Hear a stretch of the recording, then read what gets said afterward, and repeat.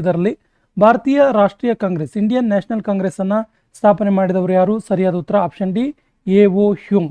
ಎ.ಒ. Hume ಅವರು 28 December 1885ರಲ್ಲಿ ಭಾರತೀಯ ರಾಷ್ಟ್ರೀಯ ಕಾಂಗ್ರೆಸ್ ಅನ್ನ ಸ್ಥಾಪನೆ ಮಾಡ್ತಾರೆ.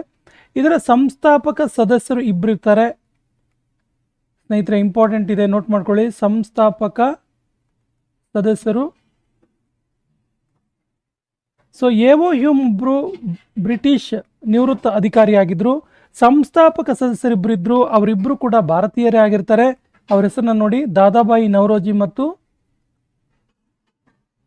ದಾದಾಬಾಯಿ ನವರೋಜಿ ಇಂಡಿಯನ್ ನ್ಯಾಷನಲ್ ಕಾಂಗ್ರೆಸ್ನ ಸಂಸ್ಥಾಪಕ ಸದಸ್ಯರು, ಮತ್ತು ದಿನ್ ಶಾ ವಾಚಾ ಅಂತೇಳಿ, ದಿನ್ ಶಾ ವಾಚಾ ಇವರಿಬ್ಬರು ಭಾರತೀಯ ರಾಷ್ಟ್ರೀಯ ಕಾಂಗ್ರೆಸ್ನ ಸಂಸ್ಥಾಪಕ ಸದಸ್ಯರಾಗಿದ್ದರು. ಇನ್ನು ಭಾರತೀಯ ರಾಷ್ಟ್ರೀಯ ಕಾಂಗ್ರೆಸ್ ಸಂಸ್ಥಾಪನೆ ಆದಮೇಲೆ ಮೊದಲ ಅಧಿವೇಶನ ಫಸ್ಟ್ ಸೆಷನ್, ಮೊದಲ ಅಧಿವೇಶನದ ಅಧ್ಯಕ್ಷತೆಯನ್ನು ವಹಿಸಿದ್ದು WC ಬ್ಯಾನರ್ಜಿ, ಉಮೇಶ್ ಚಂದ್ರ ಬ್ಯಾನರ್ಜಿ. ಈ ಅಂಶ ಕೂಡ ಇಂಪಾರ್ಟೆಂಟ್ ಇರುತ್ತೆ, ನೆನಪಲ್ಲಿರಲಿ.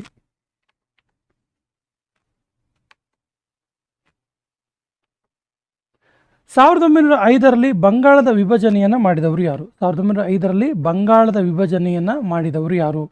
ಸರಿಯಾದ ಉತ್ತರ lord Curzon. Option B is the right answer. Lord Curzon July 19, 1905ರಲ್ಲಿ ಬಂಗಾಳದ ವಿಭಜನೆಯನ್ನು ಮಾಡ್ತಾನೆ. ಸೊ ಈ ಬಂಗಾಳದ ವಿಭಜನೆಯಾದ ನಂತರ ಬಂಗಾಳವನ್ನು ಒಗ್ಗೂಡಿಸಿದ್ದು, ಬಂಗಾಳವನ್ನು 1911ರಲ್ಲಿ ಪೂರ್ವ ಬಂಗಾಳ ಮತ್ತು ಪಶ್ಚಿಮ ಬಂಗಾಳವನ್ನು ಒಗ್ಗೂಡಿಸಲಾಯಿತು. ಈ ಒಗ್ಗೂಡಿಕೆ ಮಾಡಿದ್ದು ಲಾರ್ಡ್ ಹಾರ್ಡಿಂಜ್. ನೆನಪಿರಲಿ, ಬಂಗಾಳ ವಿಭಜನೆ ನಂತರ 1911ರಲ್ಲಿ ಪಶ್ಚಿಮ ಬಂಗಾಳ ಮತ್ತು ಪೂರ್ವ ಬಂಗಾಳ ಎರಡು ಒಟ್ಟಿಗೆ ಸೇರುತ್ತೆ. ಸೊ ಈ ಒಟ್ಟಿಗೆ ಸೇರಿಸಿದ್ದು ಯಾರು ಕೇಳಿದ್ರೆ ಲಾರ್ಡ್ ಹಾರ್ಡಿಂಜ್. ಈ ಕೆಳಗಿನ ಯಾವ ಕಾಂಗ್ರೆಸ್ ಅಧಿವೇಶನದಲ್ಲಿ ಕಾಂಗ್ರೆಸ್ನಿಂದ ಉದಾರವಾದಿ ಮತ್ತು ಉಗ್ರವಾದಿ ನಾಯಕರ ನಡುವೆ ವಿಭಜನೆ ಆಯಿತು? ವೆರಿ ವೆರಿ ಇಂಪಾರ್ಟೆಂಟ್ ಕ್ವಶನ್ ಇದೆ, ನೋಟ್ ಮಾಡ್ಕೊಳ್ಳಿ. ಸೂರತ್ ಅಧಿವೇಶನ. Option B is the right answer.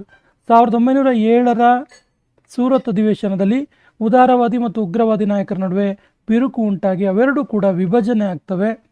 ಹಾಗಾಗಿ ಈ ಸೂರತ್ ಕಾಂಗ್ರೆಸ್ ಅಧಿವೇಶನವನ್ನು ಸೂರತ್ ಇಬ್ಬಾಗ ಅಂತ ಕೂಡ ಕರೀತಾರೆ. ಸೂರತ್ ಇಬ್ಬಾಗ ಅಂತ ಕೂಡ ಕರೀತಾರೆ, ಇಂಪಾರ್ಟೆಂಟ್ ಇದೆ, ನೋಟ್ ಮಾಡ್ಕೊಳ್ಳಿ. ಹಾಗೆಯೇ ಈ ಸೂರತ್ ಕಾಂಗ್ರೆಸ್ ಅಧಿವೇಶನದ ಅಧ್ಯಕ್ಷತೆ ವಹಿಸಿದ್ದು ರಾಸ್ ಬಿಹಾರಿ ಬೋಸ್. ರಾಸ್ ಬಿಹಾರಿ ಬೋಸ್. ಈ ಅಂಶ ಕೂಡ ನೆನಪಿರಲಿ. ಖುದಿರಾಮ್ ಬೋಸ್ ಅವರನ್ನ ಈ ಕೆಳಗಿನ ಯಾವ ಜೈಲಿನಲ್ಲಿ ಗಲ್ಲು ಶಿಕ್ಷೆಗೆ ಒಳಪಡಿಸಲಾಯಿತು? Sentence to death. Khudiram Bose ಅವರಿಗೆ ಯಾವ ಜೈಲಿನಲ್ಲಿ ಗಲ್ಲು ಶಿಕ್ಷೆಗೆ ಒಳಪಡಿಸಲಾಯಿತು? ಸರಿಯಾದ ಉತ್ತರ ಮುಜಾಫರ್ಪುರದ ಜೈಲಿನಲ್ಲಿ ಇವರಿಗೆ ಗಲ್ಲು ಶಿಕ್ಷೆಯನ್ನು ವಿಧಿಸಲಾಯಿತು. ಯಾಕೆ ಇವರಿಗೆ ಗಲ್ಲು ಶಿಕ್ಷೆ ವಿಧಿಸಲಾಯಿತು ಅಂತ ಕೇಳಿದ್ರೆ Alipur bomb conspiracy case. Alipur bomb conspiracy case, conspiracy ಕೇಸ್ನಲ್ಲಿ ಖುದಿರಾಮ್ ಬೋಸ್ ಅವರಿಗೆ ಗಲ್ಲು ಶಿಕ್ಷೆಯನ್ನು ವಿಧಿಸಲಾಗುತ್ತೆ.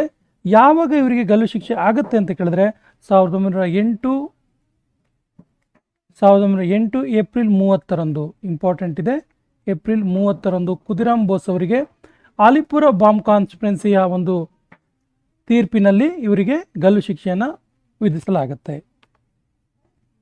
ಅಮೆರಿಕದಲ್ಲಿ ಗದ್ದಾರ್ ಪಾರ್ಟಿಯನ್ನು ಸ್ಥಾಪನೆ ಮಾಡಿದವರು ಯಾರು? ಸರಿಯಾದ ಉತ್ತರ ಆಪ್ಷನ್ ಎ ಲಾಲಾ ಹರ್ದಯಾಳ್.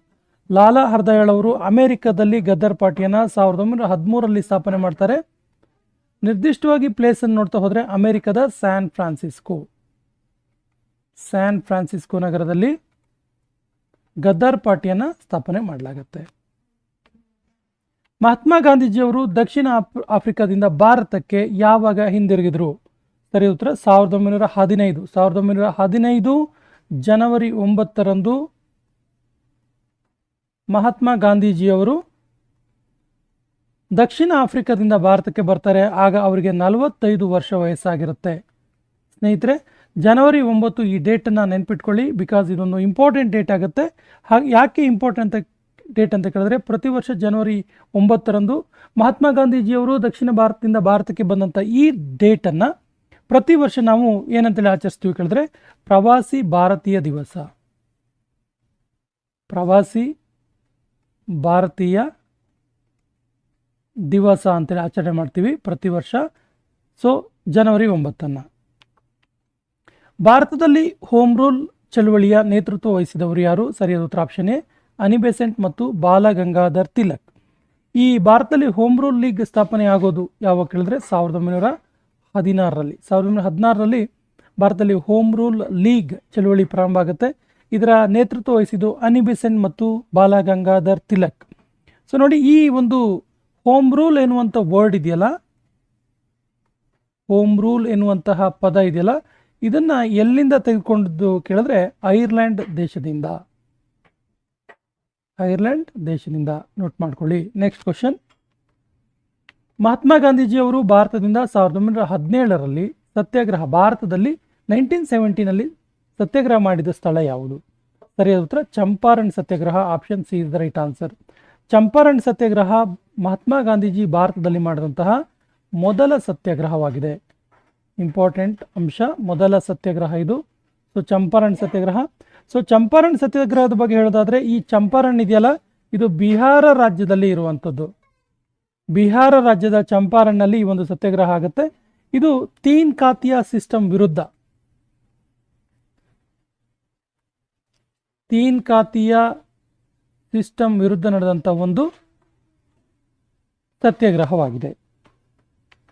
ಮಹಾತ್ಮ ಗಾಂಧೀಜಿಯವರು ಅಹಮದಾಬಾದ್ ಮಿಲ್ ಕಾರ್ಮಿಕರ ಪರವಾಗಿ ಯಾವಾಗ ಹೋರಾಟ ಮಾಡ್ತಾರೆ? ಸೊ ಅಹಮದಾಬಾದ್ ಮಿಲ್ ಕಾರ್ಮಿಕರ ಪರವಾಗಿ ನಡೆದ ಹೋರಾಟ ಇದೆಯಲ್ಲ, ಇದು ಆ್ಯಕ್ಚುಲಿ ಹತ್ತಿ ಗಿರಣಿ ಮಾಲೀಕರಿಗೆ ಸಂಬಂಧಪಟ್ಟಂಥ, ಹತ್ತಿ ಗಿರಣಿ ಕಾರ್ಮಿಕರಿಗೆ ಸಂಬಂಧಪಟ್ಟಂಥ ಒಂದು ಹೋರಾಟ. ಹತ್ತಿ ಗಿರಣಿ ಕಾರ್ಮಿಕರ ಹೋರಾಟ ಇದು. ಸೊ ಮಹಾತ್ಮ ಗಾಂಧೀಜಿಯವರು ಈ ಒಂದು ಹೋರಾಟದಲ್ಲಿ ಭಾಗವಹಿಸಿದ್ದು ಯಾವಾಗ ಕೇಳಿದ್ರೆ ಸರಿ ಉತ್ತರ 1918. 1918 ಕಾಟನ್ ಮಿಲ್, ಹತ್ತಿ ಗಿರಣಿ ಕಾರ್ಮಿಕರ ಪರವಾಗಿ ಇದೊಂದು ಹೋರಾಟ. ಬ್ರಿಟಿಷ್ ಸರ್ಕಾರದ ವಿರುದ್ಧ ಖೇಡಾ ಸತ್ಯಾಗ್ರಹದ ನಾಯಕತ್ವ ವಹಿಸಿದವರು ಯಾರು? ಸರಿಯಾದ ಉತ್ತರ Mahatma Gandhiji. Option A is the right answer.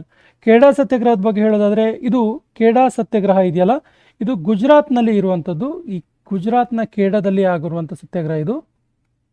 ಗುಜರಾತ್ನ ಖೇಡಾ ಎಂಬಲ್ಲಿ ನಡೆದಂಥ ಒಂದು ಸತ್ಯಾಗ್ರಹ. ಯಾವಾಗ ನಡೀತಿದ್ದು ಅಂತ ಕೇಳಿದ್ರೆ 1918 ಮಾರ್ಚ್ 11ರಂದು ನಡೀತು. ಮಾರ್ಚ್ 11ರಂದು ಈ ಖೇಡಾ ಸತ್ಯಾಗ್ರಹ ನಡೆಯುತ್ತೆ. ಜಲಿಯನ್ ವಾಲಾಬಾಗ್ ಹತ್ಯಾಕಾಂಡ ನಡೆದ ವರ್ಷ ಯಾವುದು? ಸರಿಯಾದ ಉತ್ತರ ಆಪ್ಷನ್ ಎ 1919. 1919 ಏಪ್ರಿಲ್ 13ರಂದು ಭಾರತದಲ್ಲಿ ಜಲಿಯನ್ ವಾಲಾಬಾಗ್ ಹತ್ಯಾಕಾಂಡ ಆಗುತ್ತೆ. ಈ ಹತ್ಯಾಕಾಂಡಕ್ಕೆ ಕಾರಣವಾದಂತಹ ಬ್ರಿಟಿಷ್ ಜನರಲ್ ಯಾರು ಕೇಳಿದ್ರೆ ಜನರಲ್ ಓ ಡಯರ್.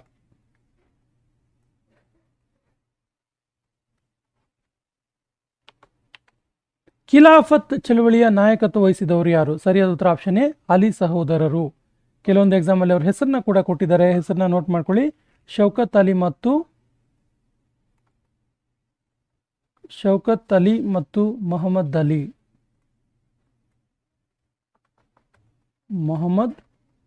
ಅಲಿ ಇವರಿಬ್ಬರು ಖಿಲಾಫತ್ ಚಳವಳಿಯ ನಾಯಕತ್ವ ವಹಿಸ್ತಾರೆ. ಖಿಲಾಫತ್ ಚಳವಳಿ ಭಾರತದಲ್ಲಿ 1919ರಿಂದ 1922ರವರೆಗೆ ಇರುತ್ತೆ.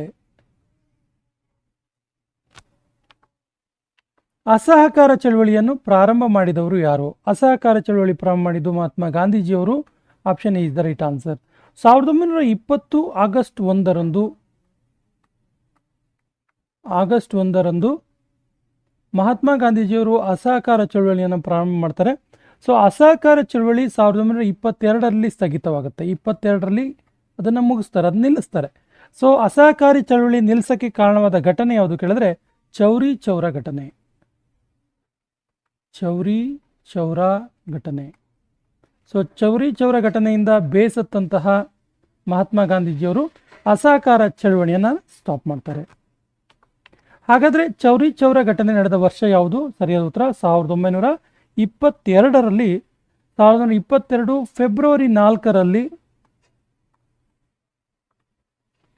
4ರಲ್ಲಿ ಚೌರಿ ಚೌರ ಘಟನೆ ನಡೆಯುತ್ತೆ. ಈ ಚೌರಿ ಚೌರ ಇದೆಯಲ್ಲ, ಇದು ಉತ್ತರ ಪ್ರದೇಶ ರಾಜ್ಯದ ಗೋರಖ್ಪುರ ಜಿಲ್ಲೆಯಲ್ಲಿದೆ. ಉತ್ತರ ಪ್ರದೇಶ ರಾಜ್ಯದ ಗೋರಖ್ಪುರ ಜಿಲ್ಲೆಯಲ್ಲಿನ ಚೌರಿ ಚೌರ ಎಂಬಲ್ಲಿ ನಡೆದಂಥ ಘಟನೆ. ಏನಿದು ಘಟನೆ ಅಂತ ಕೇಳಿದ್ರೆ, ಈ ಘಟನೆ ಸಂಬಂಧಪಟ್ಟಂತೆ ಕೇಳಿದ್ರೆ, ಚೌರಿ ಚೌರ ಈ ಅಸಹಕಾರ ಚಳವಳಿಗೆ ಸಂಬಂಧಪಟ್ಟಂಥ ಒಂದು ಪ್ರೊಸೆಷನ್ನಲ್ಲಿ, ಒಂದು ಮೆರವಣಿಗೆಯಲ್ಲಿ ಚೌರಿ ಚೌರ ಎಂಬ ಸ್ಥಳದಲ್ಲಿ ಪೊಲೀಸ್ ಸ್ಟೇಷನ್ಗೆ ಬೆಂಕಿಯನ್ನು ಇಡ್ತಾರೆ ಪ್ರತಿಭಟನಾಕಾರರು. ಪೊಲೀಸ್ ಸ್ಟೇಷನ್ಗೆ ಫೈರ್ ಇಡ್ತಾರೆ, ಬೆಂಕಿಯನ್ನು ಇಡ್ತಾರೆ. ಸೊ ಯಾವುದೇ ರೀತಿಯ ಗಲಭೆಯಿಂದ ಕೂಡಿರದಂತಹ ಒಂದು ಅಸಹಕಾರ ಚಳವಳಿ ಈ ಒಂದು ಪೊಲೀಸ್ ಸ್ಟೇಷನ್ ಬೆಂಕಿಗೆ ಸಂಬಂಧಪಟ್ಟಂತೆ ಉದ್ವಿಗ್ನ ಆಗುತ್ತೆ. ಇದರಿಂದ ಬೇಸತ್ತಂತ ಮಹಾತ್ಮ ಗಾಂಧೀಜಿಯವರು ಅಸಹಕಾರ ಚಳವಳಿಯನ್ನು ನಿಲ್ಲಿಸ್ತಾರೆ. ಸ್ವರಾಜ್ ಪಾರ್ಟಿಯನ್ನು ಸ್ಥಾಪಿಸಿದ ವರ್ಷ ಯಾವುದು? ಸೊ ಸ್ವರಾಜ್ ಪಾರ್ಟಿಯನ್ನು ಸ್ಥಾಪಿಸಿದ ವರ್ಷ 1923. Option D is the right answer. 23 ಜನವರಿ 1ರಂದು ಸ್ವರಾಜ್ ಪಾರ್ಟಿಯನ್ನು ಸ್ಥಾಪನೆ ಮಾಡಲಾಗುತ್ತೆ. ಸೊ ಸ್ವರಾಜ್ ಪಾರ್ಟಿಯನ್ನು ಸ್ಥಾಪನೆ ಮಾಡಿದ್ದು ಯಾರು ಕೇಳಿದ್ರೆ, CR ದಾಸ್, ಚಿತ್ತರಂಜನ್ ದಾಸ್ ಮತ್ತು ಮೋತಿಲಾಲ್ ನೆಹರು. ಚಿತ್ತರಂಜನ್ ದಾಸ್ ಮತ್ತು ಮೋತಿಲಾಲ್ ನೆಹರು. ನೋಡಿ, ಸ್ವರಾಜ್ ಪಾರ್ಟಿ ಬಗ್ಗೆ ಒನ್ ಆಫ್ ದ ಇಂಪಾರ್ಟೆಂಟ್ ಅಂಶ ಇದೆ. ಏನು ಕೇಳಿದ್ರೆ, ಸ್ವರಾಜ್ ಪಾರ್ಟಿ ಭಾರತದ ಸ್ವಾತಂತ್ರ್ಯ ಇತಿಹಾಸದಲ್ಲಿ ಮೊಟ್ಟ ಮೊದಲಿಗೆ ಒಂದು ಅಂಶವನ್ನು ಬೇಡಿಕೆ ಇಡುತ್ತೆ. ಆ ಬೇಡಿಕೆ ಏನು ಅಂತ ಕೇಳಿದ್ರೆ, ಸಂವಿಧಾನಕ್ಕೆ ಇಟ್ಟಿರುವಂಥ ಬೇಡಿಕೆ.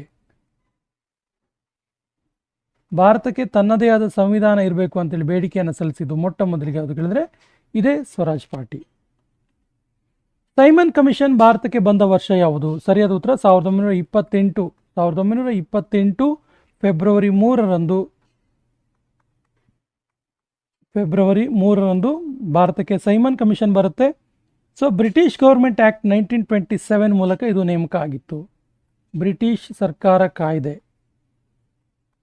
1927ರ ಪ್ರಕಾರ ಸೈಮನ್ ಕಮಿಷನ್ ನೇಮಕ ಆಗುತ್ತೆ ಮತ್ತು ಭಾರತಕ್ಕೆ 1928 ಫೆಬ್ರವರಿ 3ರಲ್ಲಿ ಈ ಕಮಿಷನ್ ಭಾರತಕ್ಕೆ ಬರುತ್ತೆ. ಮಹಾತ್ಮ ಗಾಂಧೀಜಿಯವರು ದಂಡಿ ಸತ್ಯಾಗ್ರಹ ಎಲ್ಲಿಂದ ಪ್ರಾರಂಭ ಮಾಡಿದರು? ಸರಿಯಾದ ಉತ್ತರ, ಅವರ ಸಬರಮತಿ ಆಶ್ರಮದಿಂದ ಮಹಾತ್ಮ ಗಾಂಧೀಜಿಯವರು ತಮ್ಮ 78 ಜನ ಹಿಂಬಾಲಕರನ್ನು ಕೂಡಿಕೊಂಡು ದಂಡಿ ಸತ್ಯಾಗ್ರಹವನ್ನು ಪ್ರಾರಂಭ ಮಾಡ್ತಾರೆ. ದಂಡಿ ಸತ್ಯಾಗ್ರಹದ ದೂರ ಎಷ್ಟಿತ್ತು ಕೇಳಿದ್ರೆ 390 ಕಿಲೋಮೀಟರ್. ದಂಡಿ ಸತ್ಯಾಗ್ರಹದ ದೂರ ಇತ್ತಲ್ಲ, ಇದು 390 ಕಿಲೋಮೀಟರ್ನ ಒಂದು ಪಾದಯಾತ್ರೆ ಆಗಿದೆ. ಇದು 78 ಜನರ ಜೊತೆಗೆ 1930 ಮಾರ್ಚ್ 12ರಂದು ಮಹಾತ್ಮ ಗಾಂಧೀಜಿಯವರು ಈ ಒಂದು ಸತ್ಯಾಗ್ರಹವನ್ನು, ದಂಡಿ ಮಾರ್ಚ್ ಅಂತ ಕರಿತೀವಲ್ಲ, ದಂಡಿ ಸತ್ಯಾಗ್ರಹವನ್ನು ಪ್ರಾರಂಭ ಮಾಡ್ತಾರೆ. ಮೊದಲ ದುಂಡು ಮೇಜಿನ ಪರಿಷತ್ತು ನಡೆದ ವರ್ಷ ಯಾವುದು? ಸರಿಯಾದ ಉತ್ತರ 1930. 1930 ನವೆಂಬರ್ 12ರಂದು ಮೊದಲ ದುಂಡು ಮೇಜಿನ ಪರಿಷತ್ತು ನಡೆಯುತ್ತೆ. ಸೊ ಮೊದಲ ದುಂಡು ಮೇಜಿನ ಪರಿಷತ್ತು ನಡೆದಾಗ ಭಾರತದ ವೈಸ್ರಾಯ್ ಯಾರು ಅಂತೇಳಿ ತುಂಬ ಸರಿ ಕೇಳಿದ್ದಾರೆ. ಭಾರತದಲ್ಲಿದ್ದಂಥ ವೈಸ್ರಾಯ್ ಯಾರು ಅಂತೇಳಿ. ಸರಿಯಾದ ಉತ್ತರ ಲಾರ್ಡ್ ಇರ್ವಿನ್. ಭಾರತದಲ್ಲಿ ಆಗ ಲಾರ್ಡ್ ಇರ್ವಿನ್ ವೈಸ್ರಾಯ್ ಆಗಿ ಕಾರ್ಯನಿರ್ವಹಿಸ್ತಾರೆ. ಸೊ ಇದರಲ್ಲಿ ಮೊದಲ ದುಂಡು ಮೇಜಿನ ಪರಿಷತ್ತಲ್ಲಿ 74 ಜನ ಭಾರತದಿಂದ ಭಾಗಿಯಾಗಿರ್ತಾರೆ. ಸೊ ಮೊದಲ ದುಂಡು ಮೇಜಿನ ಪರಿಷತ್ತಿನ ಬಗ್ಗೆ ಒಂದು ಇಂಪಾರ್ಟೆಂಟ್ ಅಂಶ ಇದೆ. ಏನು ಕೇಳಿದ್ರೆ, ಮೊದಲ ದುಂಡು ಮೇಜಿನ ಪರಿಷತ್ತಲ್ಲಿ ಕಾಂಗ್ರೆಸ್ ಭಾಗಿಯಾಗಿರಲಿಲ್ಲ. ಭಾರತೀಯ ಕಾಂಗ್ರೆಸ್ ಭಾಗಿಯಾಗಿರಲಿಲ್ಲ. ಭಾರತೀಯ ಕಾಂಗ್ರೆಸ್ನ ಯಾವುದೇ ಪ್ರತಿನಿಧಿಗಳು ಫಸ್ಟ್ ರೌಂಡ್ ಟೇಬಲ್ ಕಾನ್ಫರೆನ್ಸಲ್ಲಿ ಭಾಗಿಯಾಗಿರಲಿಲ್ಲ. ಎರಡನೇ ದುಂಡು ಮೇಜಿನ ಪರಿಷತ್ತಿನಲ್ಲಿ ಕಾಂಗ್ರೆಸ್ಸನ್ನು ಪ್ರತಿನಿಧಿಸಿದವರು ಯಾರು? ಸೊ ಸೆಕೆಂಡ್ ರೌಂಡ್ ಟೇಬಲ್ ಕಾನ್ಫರೆನ್ಸಲ್ಲಿ ಕಾಂಗ್ರೆಸ್, ಇಂಡಿಯನ್ ನ್ಯಾಷನಲ್ ಕಾಂಗ್ರೆಸ್ ಭಾಗಿಯಾಗುತ್ತೆ. ಹಾಗಾದರೆ ಆಗ ಭಾರತೀಯ ಕಾಂಗ್ರೆಸ್ಸನ್ನು ಪ್ರತಿನಿಧಿಸಿದವರು ಯಾರು ಕೇಳಿದ್ರೆ Mahatma Gandhiji. Option B is the right answer. So ಎರಡನೇ ದುಂಡು ಮೇಜಿನ ಪರಿಷತ್ ಇದೆಯಲ್ಲ, ಇದು 1931 ಸೆಪ್ಟೆಂಬರ್ 7ರಂದು ಇದು ಪ್ರಾರಂಭ ಆಗುತ್ತೆ.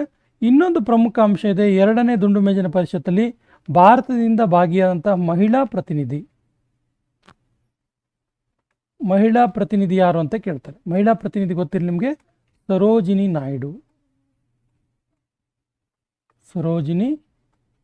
ನಾಯ್ಡು ಅವರು ಮಹಿಳಾ ಪ್ರತಿನಿಧಿಯಾಗಿ ಭಾಗಿಯಾದರು. ಪೂನಾ ಒಪ್ಪಂದ ಯಾರ ನಡುವೆ ನಡೀತು? ಸರಿಯಾದ ಉತ್ತರ ಗಾಂಧೀಜಿ ಮತ್ತು ಅಂಬೇಡ್ಕರ್ ಮತ್ತು ಗಾಂಧೀಜಿ ಅವ್ರ ನಡುವೆ ಪೂನಾ ಒಪ್ಪಂದ ಆಗುತ್ತೆ. ಪೂನಾ ಒಪ್ಪಂದ ಯಾವಾಗ ಆಯಿತು ಅಂತ ಕೇಳಿದ್ರೆ 1932 1932 ಸೆಪ್ಟೆಂಬರ್ 24. ಮೂರನೇ ದುಂಡು ಮೇಜಿನ ಪರಿಷತ್ತು ಯಾವ ವರ್ಷ ನಡೀತು? ಸರಿ ಉತ್ತರ 1932ರಲ್ಲಿ ನಡೆಯುತ್ತೆ. 1932 ನವೆಂಬರ್ 17ರಂದು ಮೂರನೇ ದುಂಡು ಮೇಜಿನ ಪರಿಷತ್ತು ನಡೀತು. ಈ ಕೆಳಗಿನ ಯಾವ ವರ್ಷದಲ್ಲಿ ಮುಸ್ಲಿಂ ಲೀಗ್ ಮೊಟ್ಟ ಮೊದಲ ಬಾರಿಗೆ ಪಾಕಿಸ್ತಾನದ ಬೇಡಿಕೆಯನ್ನು ಪ್ರಸ್ತಾಪನೆ ಮಾಡುತ್ತೆ? ಸರಿಯಾದ ಉತ್ತರ 1940. 1940ರ ಲಾಹೋರ್ ಕಾಂಗ್ರೆಸ್ ಅಧಿವೇಶನದಲ್ಲಿ ಮುಸ್ಲಿಂ ಲೀಗ್ ಮೊಟ್ಟ ಮೊದಲ ಬಾರಿಗೆ ಪಾಕಿಸ್ತಾನ ಪ್ರಸ್ತಾವನೆಯನ್ನು ಮುಂದಿಡುತ್ತೆ. ಸೊ ಈ ಪಾಕಿಸ್ತಾನ ಪ್ರಸ್ತಾವನೆಯನ್ನು ಮುಂದಿಟ್ಟಂಥ ಈ ಒಂದು ಇದಕ್ಕೆ ಪಾಕ್ ರೆಸಲ್ಯೂಷನ್ ಅಥವಾ ಲಾಹೋರ್ ರೆಸಲ್ಯೂಷನ್ ಅಂತ ಕೂಡ ಕರೀತಾರೆ. ಭಾರತಕ್ಕೆ ಕ್ರಿಪ್ಸ್ ಕಮಿಷನ್ ಬಂದ ವರ್ಷ ಯಾವುದು? ಸರಿಯಾದ ಉತ್ತರ 1942. Option B is the right answer. Creeps commission ಬಗ್ಗೆ ತುಂಬ ಸರಿ ಕೇಳಿರುವ ಒಂದು ಪ್ರಶ್ನೆ ಇದೆ. ಏನು ಕೇಳಿದ್ರೆ, ಮಹಾತ್ಮ ಗಾಂಧೀಜಿಯವರು ಈ ಕ್ರಿಪ್ಸ್ ಕಮಿಷನನ್ನು ಒಂದು ಸ್ಟೇಟ್ಮೆಂಟ್ ಮಾಡ್ತಾರೆ. ಏನು ಸ್ಟೇಟ್ಮೆಂಟ್ ಕೇಳಿದ್ರೆ, ಇದು ಪೋಸ್ಟ್ ಡೇಟೆಡ್ ಚೆಕ್ ಅಂತ ಕರೀತಾರೆ. ಇದು ಅವಧಿ ಮೀರಿದ ಚೆಕ್ ಅಂತೇಳಿ ಕರೀತಾರೆ. ಪೋಸ್ಟ್ ಡೇಟೆಡ್ ಚೆಕ್ ಅಂತೇಳಿ ಕರೀತಾರೆ. ಮಹಾತ್ಮ ಗಾಂಧೀಜಿಯವರು ಕೇಳ್ತಾರೆ ಎಕ್ಸಾಮಲ್ಲಿ, ಮಹಾತ್ಮ ಗಾಂಧೀಜಿಯವರು ಯಾವ ಒಂದು ಕಮಿಷನನ್ನು ಪೋಸ್ಟ್ ಡೇಟೆಡ್ ಚೆಕ್ ಅಂತ ಕರೆದ್ರು ಅಂತ ಕೇಳಿದ್ರೆ ಕ್ರಿಪ್ಸ್ ಕಮಿಷನ್ ಅಂತ ಗೊತ್ತಿರಲಿ. 1942ರ ಬಾಂಬೆ ಕಾಂಗ್ರೆಸ್ ಅಧಿವೇಶನದಲ್ಲಿ ಕ್ವಿಟ್ ಇಂಡಿಯಾ ಪ್ರಸ್ತಾವನೆಗೆ ಸಹಿ ಹಾಕಿದವರು ಯಾರು? ಸರಿಯಾದ ಉತ್ತರ Jawaharlal Nehru. Option is the right answer. Actually quit India ಪ್ರಸ್ತಾವನೆ ಬ್ರಿಟಿಷರೇ ಭಾರತ ಬಿಟ್ಟು ತೊಲಗಿ ಪ್ರಸ್ತಾವನೆ ನೆನಪು ಮಾಡಿಕೊಂಡಾಗ ನಮಗೆ ಗಾಂಧೀಜಿಯವರು ನೆನಪಾಗ್ತಾರೆ. ಯಾಕಂದರೆ ಈ ಒಂದು ಬಿಲ್ಲನ್ನು ಪಾಸ್ ಮಾಡಿದ್ದು ಗಾಂಧೀಜಿ, ಪ್ರಪೋಸ್ ಮಾಡಿದ್ದು ನೆಹರು, ಗಾಂಧೀಜಿ ಈ ಒಂದು ಬಿಲ್ಲನ್ನು ಪಾಸ್ ಮಾಡ್ತಾರೆ. ಕ್ವಿಟ್ ಇಂಡಿಯಾ ಚಳವಳಿಯ ಸಂದರ್ಭದಲ್ಲಿ ಗಾಂಧೀಜಿಯವರನ್ನು ಅರೆಸ್ಟ್ ಮಾಡಿ ಯಾವ ಜೈಲಿನಲ್ಲಿ ಇಡಲಾಯಿತು? ಸರಿಯಾದ ಉತ್ತರ ಪೂನಾದ ಜೈಲಿನಲ್ಲಿ ಇಡಲಾಯಿತು. ಕ್ವಿಟ್ ಇಂಡಿಯಾ ಟೈಮಲ್ಲಿ ಗಾಂಧೀಜಿ ಈ ಕ್ವಿಟ್ ಇಂಡಿಯಾ ಸಂದರ್ಭದಲ್ಲಿ ಒಂದು ಘೋಷಣೆಯನ್ನು ಕೊಡ್ತಾರೆ. ಅದರ ಹೆಸರು ಡೂ ಆರ್ ಡೈ, ಮಾಡು ಇಲ್ಲವೇ ಮಡಿ ಘೋಷಣೆ. ಮಹಾತ್ಮ ಗಾಂಧೀಜಿಯವರು ಯಾವ ಚಳವಳಿಯ ಸಂದರ್ಭದಲ್ಲಿ ಕೊಟ್ಟರು ಕೇಳಿದ್ರೆ ಕ್ವಿಟ್ ಇಂಡಿಯಾ ಚಳವಳಿ ನೆನಪಿರಲಿ. ಆಗಸ್ಟ್ ಆಂದೋಲನದ ಸಂದರ್ಭದಲ್ಲಿ ಬ್ರಿಟಿಷರು ಈ ಕೆಳಗಿನ ಯಾವ ಆಪರೇಷನ್ ಅನ್ನು ಪ್ರಾರಂಭಿಸಿದರು? ಸರಿಯಾದ ಉತ್ತರ option D, operation 0 hour. Simla ಸಮ್ಮೇಳನವನ್ನು ಯಾವ ವರ್ಷದಲ್ಲಿ ಆಯೋಜನೆ ಮಾಡಲಾಯಿತು? ಸರಿಯಾದ ಉತ್ತರ 1945. Option C is the right answer. So ಭಾರತೀಯ ಪ್ರತಿನಿಧಿಗಳು ಮತ್ತು ಲಾರ್ಡ್ ವೇವೆಲ್ ನಡುವೆ ನಡೆದಂಥ ಒಂದು ಮೀಟಿಂಗ್ ಇದು. ಭಾರತೀಯ 22 ಜನ ಪ್ರತಿನಿಧಿಗಳು ಭಾಗಿಯಾಗಿದ್ದರು. ಭಾರತೀಯ 25 ಜನ ಮತ್ತು ಲಾರ್ಡ್ ವೇವೆಲ್ ನಡುವೆ ನಡೆದಂಥ ಒಂದು ಸಮ್ಮೇಳನ ಇದು ಸಿಮ್ಲಾ ಸಮ್ಮೇಳನ. ಕ್ಯಾಬಿನೆಟ್ ಮಿಷನ್ ಪ್ಲಾನ್ ಅನ್ನು ಯಾವ ವರ್ಷದಲ್ಲಿ ಪ್ರಾರಂಭಿಸಲಾಯಿತು ಅಥವಾ ಯಾವ ವಿಷಯದಲ್ಲಿ ಶುರು ಮಾಡಲಾಯಿತು ಅಂತೇಳಿ? ಸರಿ ಉತ್ತರ 1946 ಕ್ಯಾಬಿನೆಟ್ ಮಿಷನ್ ಪ್ಲಾನ್. ಸೊ ಏನಿದು ಕ್ಯಾಬಿನೆಟ್ ಮಿಷನ್ ಪ್ಲಾನ್ ಅಂದರೆ ಭಾರತದ ಸಂವಿಧಾನ ರಚನೆಯ ರೂಪುರೇಷೆಯ ಬಗ್ಗೆ ಚರ್ಚೆ ಮಾಡುವಂಥ ಒಂದು ಪ್ಲಾನ್ ಆಗಿದೆ. ಇದು ಸಂವಿಧಾನ ಹೇಗಿರಬೇಕು, ಸಂವಿಧಾನ ರಚನೆ ಹೇಗಿರಬೇಕು ಎಂಬುದರ ಬಗ್ಗೆ ಮಾಡಲಾದಂಥ ಒಂದು ಮಿಷನ್ ಪ್ಲಾನ್ ಇದು ಕ್ಯಾಬಿನೆಟ್ ಮಿಷನ್ ಪ್ಲಾನ್. ಭಾರತ ಮತ್ತು ಪಾಕಿಸ್ತಾನ ಎರಡು ವಿಭಜನೆಯಾದ ಆ್ಯಕ್ಟ್ ಯಾವುದು? ನೋಡಿ, ಭಾರತ ವಿಭಜನೆ ಕಾಯ್ದೆ ಆಗಲಿ ಭಾರತ ಪಾಕಿಸ್ತಾನ ವಿಭಜನೆ ಕಾಯ್ದೆ ಆಗಲಿ ಅಲ್ಲ, ಭಾರತ ಸರ್ಕಾರ ಕಾಯ್ದೆ 1947, ಭಾರತ ಸರ್ಕಾರ ಕಾಯ್ದೆ 1947ರ ಪ್ರಕಾರ ಭಾರತ ಮತ್ತು ಪಾಕಿಸ್ತಾನ ವಿಭಜನೆ ಆಗುತ್ತೆ. ಭಾರತ ಮತ್ತು ಪಾಕಿಸ್ತಾನ ವಿಭಜನೆ ಬಗ್ಗೆ ಒಂದು ಇಂಪಾರ್ಟೆಂಟ್ ಅಂಶ ಇದೆ. ಏನು ಕೇಳಿದ್ರೆ, ಭಾರತ ಮತ್ತು ಪಾಕಿಸ್ತಾನ ನಡುವಿನ ಗಡಿರೇಖೆಯನ್ನು ಗುರುತಿಸಿದ್ದು ಸಿರಿಲ್ ರ್ಯಾಡ್ ಕ್ಲಿಪ್ ಎನ್ನುವಂತಹ ಬ್ರಿಟಿಷ್ ಅಧಿಕಾರಿ. ಹಾಗಾಗಿ ಇವತ್ತು ಕೂಡ ಭಾರತ ಮತ್ತು ಪಾಕಿಸ್ತಾನದ ನಡುವಿನ ಗಡಿರೇಖೆಯನ್ನು ರ್ಯಾಡ್ ಕ್ಲಿಪ್ ಲೈನ್ ಅಂತಲೇ ಕರಿತೀವಿ. ಆಜಾದ್ ಹಿಂದ್ ಫೌಜ್ ಇದರ ಸ್ಥಾಪಕರು ಯಾರು? ಕೊನೆಯ ಪ್ರಶ್ನೆ ಈ ರೀತಿ ಇದೆ, ಆಜಾದ್ ಹಿಂದ್ ಫೌಜ್ ಇದರ ಸ್ಥಾಪಕರು ಯಾರು? ಆಪ್ಷನ್ಸ್ ಈ ರೀತಿ ಇದೆ, ಲಾಲಾ ಲಜಪತ್ ರಾಯ್, ಬಾಲಗಂಗಾಧರ ತಿಲಕ್, ಸುರೇಂದ್ರನಾಥ್ ಬ್ಯಾನರ್ಜಿ, ಸುಭಾಷ್ ಚಂದ್ರ ಬೋಸ್. ಸರಿಯಾದ ಉತ್ತರವನ್ನು ಕಮೆಂಟ್ ಬಾಕ್ಸಲ್ಲಿ ಕಮೆಂಟ್ ಮಾಡಿ. ಮತ್ತು ಈ ಕೆಳಗಿನ ಯಾರು ಬಾಬರ್ನ ಉತ್ತರಾಧಿಕಾರಿಯಾದದ್ದು? ಸರಿಯಾದ ಉತ್ತರ ಆಪ್ಷನ್ ಎ ಹುಮಾಯೂನ್. ಹುಮಾಯೂನ್ ಬಾಬರ್ನ ಉತ್ತರಾಧಿಕಾರಿ ಆಗ್ತಾನೆ ಭಾರತದಲ್ಲಿ. ಹುಮಾಯೂನ್ 1530ರಿಂದ 1556ರವರೆಗೆ ಭಾರತದಲ್ಲಿ ಆಳ್ವಿಕೆಯನ್ನು ಮಾಡ್ತಾನೆ. ಇನ್ನು ಬಾಬರ್ ಬಗ್ಗೆ ಹೇಳೋದಾದ್ರೆ, ಬಾಬರ್ ಇದನ್ನಲ್ಲ, ಬಾಬರ್ ಭಾರತದಲ್ಲಿ 1526ರಿಂದ 1530ರವರೆಗೆ ಆಳ್ವಿಕೆ ಮಾಡ್ತಾನೆ. ಈ ಹುಮಾಯೂನ್ ಇದನ್ನಲ್ಲ, ಈತ 1508ರಲ್ಲಿ ಜನಿಸ್ತಾನೆ. 1508ರಲ್ಲಿ ಕಾಬೂಲ್ನಲ್ಲಿ ಜನಿಸ್ತಾನೆ. ಈತ ಕಾಬೂಲ್ನಲ್ಲಿ ಜನಿಸ್ತಾನೆ. ಮತ್ತು ಈ ಹುಮಾಯೂನ್ 1556ರಲ್ಲಿ ಮರಣವನ್ನು ಹೊಂದಿದ. 1508ರಲ್ಲಿ ಕಾಬೂಲ್ನಲ್ಲಿ ಜನಿಸಿದ ಹುಮಾಯೂನ್ ಬಾಬರ್ನ ಉತ್ತರಾಧಿಕಾರಿಯಾಗಿ 1530ರಿಂದ 1556ರವರೆಗೆ ಆಳ್ವಿಕೆಯನ್ನು ಮಾಡ್ತಾನೆ. Option A is the right answer. ಈ ಕೆಳಗಿನ ಯಾರು ಹುಮಾಯೂನನ ಸಹೋದರನಾಗಿರಲಿಲ್ಲ? ಸೊ ಸರಿಯಾದ ಉತ್ತರ ಮಿರ್ಜಾ ಸಲ್ಮಾನ್. ಮಿರ್ಜಾ ಸಲ್ಮಾನ್ ಹುಮಾಯೂನ್ನ ಸಹೋದರ ಆಗಿರಲಿಲ್ಲ. ನೋಡಿ, ಇವರು ಒಟ್ಟು 4 ಜನ ಸಹೋದರರು: ಆಸ್ಕರಿ, ಹಿಂದಾಲ್, ಕಾಮರಾನ್ ಮತ್ತು ಹುಮಾಯೂನ್.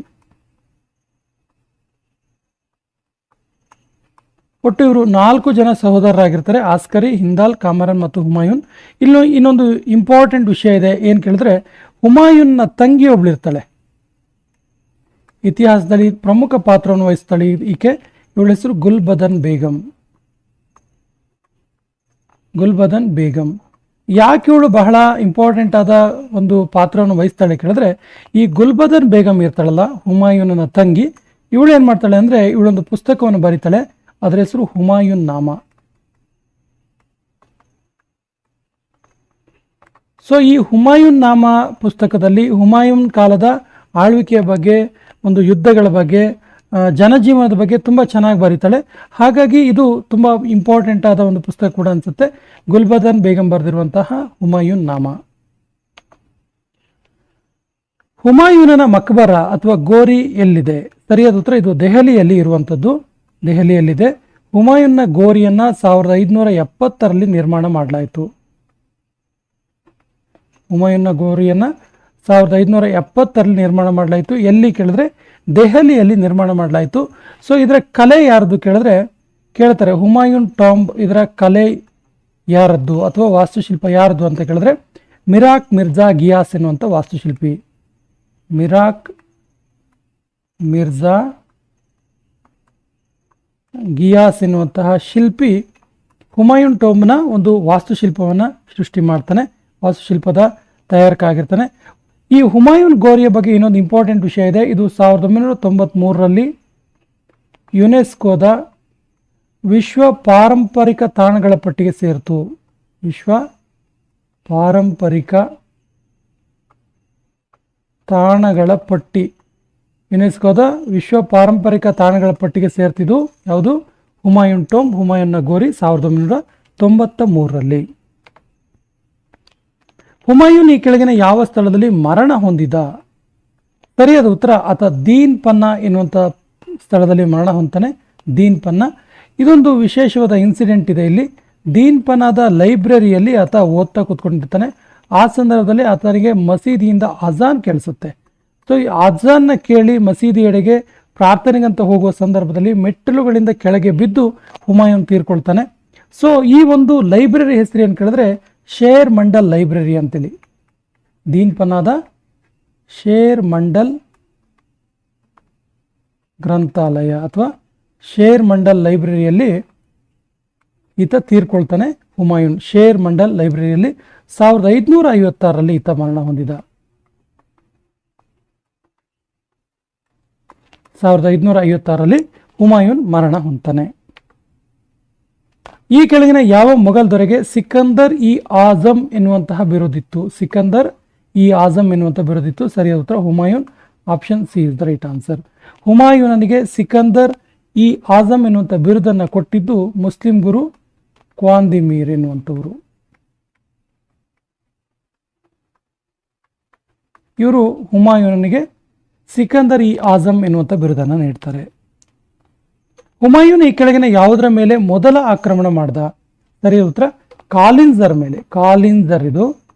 ಕಾಲಿಂಜರ್ ಮೇಲೆ ಹುಮಾಯೂನ್ ತನ್ನ ಮೊದಲ ಒಂದು ಆಕ್ರಮಣವನ್ನು ಮಾಡ್ತಾನೆ. ಕಾಲಿಂಜರ್ ಮೇಲೆ 1531ರಲ್ಲಿ ಸೊ ಆಗ ಈ ಕಾಲಿಂಜರ್ ದೊರೆಯಾಗಿದ್ರು ಕೇಳಿದ್ರೆ, ಆಗ ಈ ಕಾಲಿಂಜರ್ನ ದೊರೆಯಾಗಿದ್ರು ಕೇಳಿದ್ರೆ ಪ್ರತಾಪ ರುದ್ರದೇವ. ಪ್ರತಾಪ ರುದ್ರದೇವ. ಸೊ ಮೊದಲಿಗೆ ಹುಮಾಯೂನ್ ಕಾಲಿಂಜರ್ನ ಪ್ರತಾಪ ರುದ್ರದೇವನ ಮೇಲೆ 1531ರಲ್ಲಿ ಮೊಟ್ಟ ಮೊದಲಿಗೆ ಆಕ್ರಮಣ ಮಾಡಿದ್ದು. ಚೌಸಾ ಕದನ ನಡೆದ ವರ್ಷ ಯಾವುದು? ಸರಿ ಉತ್ತರ 1539. Option C is the right answer. 1539ರಲ್ಲಿ ಮೊಘಲ್ ಸುಲ್ತಾನ, ಮೊಘಲ್ ದೊರೆಯಾದಂತಹ ಹುಮಾಯೂನ್, ಮೊಘಲ್ ದೊರೆ ಹುಮಾಯೂನ್ ಮತ್ತು ಯಾರ ನಡುವೆ ಅಂತ ನಡೀತು ಕೇಳಿದ್ರೆ ಚೌಸಾ ಕದನ. ಇಂಪಾರ್ಟೆಂಟ್ ನೋಟ್ ಮಾಡ್ಕೊಳ್ಳಿ. ಅಫ್ಘಾನ್ ದೊರೆ ಶೇರ್ ಶಾ ಸೂರಿ. ಅಫ್ಘಾನ್ ದೊರೆ ಶೇರ್ ಶಾ ಸೂರಿ ಇವರ ನಡುವೆ ಚೌಸಾ ಕದನ 1539ರಲ್ಲಿ ನಡೀತು. ಕನೌಜ್ ಕದನ ಇದು ಕೂಡ ತುಂಬಾ ಇಂಪಾರ್ಟೆಂಟ್ ವಾರ್ ಆಗಿದೆ. ಕನೌಜ್ ಕದನ ಅಂತ ಕೂಡ ಕೆಲವು ಕಡೆ ಇದೆ. ಕನೌಜ್ ಕದನ ಅಥವಾ ಕನೌಜ್ ಕದನ ಯಾರ ನಡುವೆ ನಡೀತು? ಎಲ್ಲಿ, ಯಾವ ವರ್ಷ ನಡೀತು? ಸರಿ ಉತ್ತರ ಇದು 1540ರಲ್ಲಿ ನಡೆದಿದ್ದು. Option A is the right answer. ಇದು ಹುಮಾಯೂನ್ ಮತ್ತು ಶೇರ್ ಶಾ ಸೂರಿ. ಅಗೈನ್ ಹುಮಾಯೂನ್ ವರ್ಸಸ್ ಶೇರ್ ಶಾ ಸೂರಿ ನಡುವೆನೇ ನಡೆದಿರುವಂಥದ್ದು. ಶೇರ್ ಶಾ ಸೂರಿನ ನಡುವೆನೇ ನಡೀತು. ಇದಕ್ಕೆ ಇನ್ನೊಂದು ಹೆಸರಿದೆ, ಇಂಪಾರ್ಟೆಂಟ್ ಇದೆ, ನೋಟ್ ಮಾಡ್ಕೊಳ್ಳಿ. ಇನ್ನೊಂದು ಹೆಸರು. ಸೊ ಚೌಸಾ ಕದನಕ್ಕಿದ್ದ ಇನ್ನೊಂದು ಹೆಸರು ಏನಂತ ಕೇಳ್ತಾರೆ? ಬಿಲ್ಗ್ರಾಮ ಕದನ. ಬಿಲಗ್ರಾಮ ಕದನ ಅಂತೇಳಿ ಇನ್ನೊಂದು ಹೆಸರು ಕೂಡ ಇತ್ತು ಇದಕ್ಕೆ. ಕನೌಜ್ ಕದನಕ್ಕೆ, ಕನೌಜ್ ಕದನಕ್ಕೆ. ಅಕ್ಬರ್ ಜನಿಸಿದ ವರ್ಷ ಯಾವುದು? ಸರಿಯಾದ ಉತ್ತರ 1542ರಲ್ಲಿ ಅಕ್ಬರ್ ಜನಿಸ್ತಾನೆ. ಸಿರ್ಹಿಂದ್ ಕದನ ನಡೆದ ವರ್ಷ ಯಾವುದು? ಸಿರ್ಹಿಂದ್ ಕದನ ನಡೆದ ವರ್ಷ ಯಾವುದು ಕೇಳಿದ್ರೆ 1555. Option B is the right answer. 1555ರಲ್ಲಿ ಹುಮಾಯೂನ್ ಮತ್ತು ಸಿಕಂದರ್ ಸೂರಿ ನಡುವೆ. ಹುಮಾಯೂನ್ ಮತ್ತು ಸಿಕಂದರ್ ಸೂರಿ ಇವರಿಬ್ಬರ ನಡುವೆ ಸಿರ್ಹಿಂದ್ ಕದನ 1555ರಲ್ಲಿ ನಡೆಯುತ್ತೆ. ಭಾರತಕ್ಕೆ ಮಹಮ್ಮದ್ ಗೋರಿ ಆಕ್ರಮಣ ಮಾಡಿದ ವರ್ಷ ಯಾವುದು? ಸರಿಯಾದ ಉತ್ತರ 1175. Option D is the right answer. Muhammad Ghori 1175ರಲ್ಲಿ ಭಾರತದ ಮೇಲೆ ಆಕ್ರಮಣ ಮಾಡ್ತಾನೆ. ಈತ ಒಂದು ಪ್ರಮುಖ 2 ಯುದ್ಧಗಳಲ್ಲಿ ಭಾಗವಹಿಸ್ತಾನೆ. ಅದಕ್ಕೆ ತರೈನ್ ಯುದ್ಧ ಅಂತ ಕರೀತಾರೆ. ತರೈನ್ ಯುದ್ಧ. ಸೊ ಮೊದಲ ತರೈನ್ ಯುದ್ಧ, ಫಸ್ಟ್ ತರೈನ್ ವಾರ್ 1191ರಲ್ಲಿ ಆಗುತ್ತೆ. ಇನ್ನು ತರೈನ್ ಯುದ್ಧ, ಎರಡನೇ ತರೈನ್ ಯುದ್ಧ 1192ರಲ್ಲಿ ಆಗುತ್ತೆ. ಸೊ ಈ ತರೈನ್ ಯುದ್ಧ ಯಾರ್ಯಾರ ನಡುವೆ ಆಯಿತು ಕೇಳಿದ್ರೆ ಮಹಮ್ಮದ್ ಗೋರಿ ಮತ್ತು ಪೃಥ್ವಿರಾಜ್ ಚೌಹಾನ್. ಮಹಮ್ಮದ್ ಗೋರಿ ಮತ್ತು ಪೃಥ್ವಿರಾಜ್ ಚೌಹಾಣ್.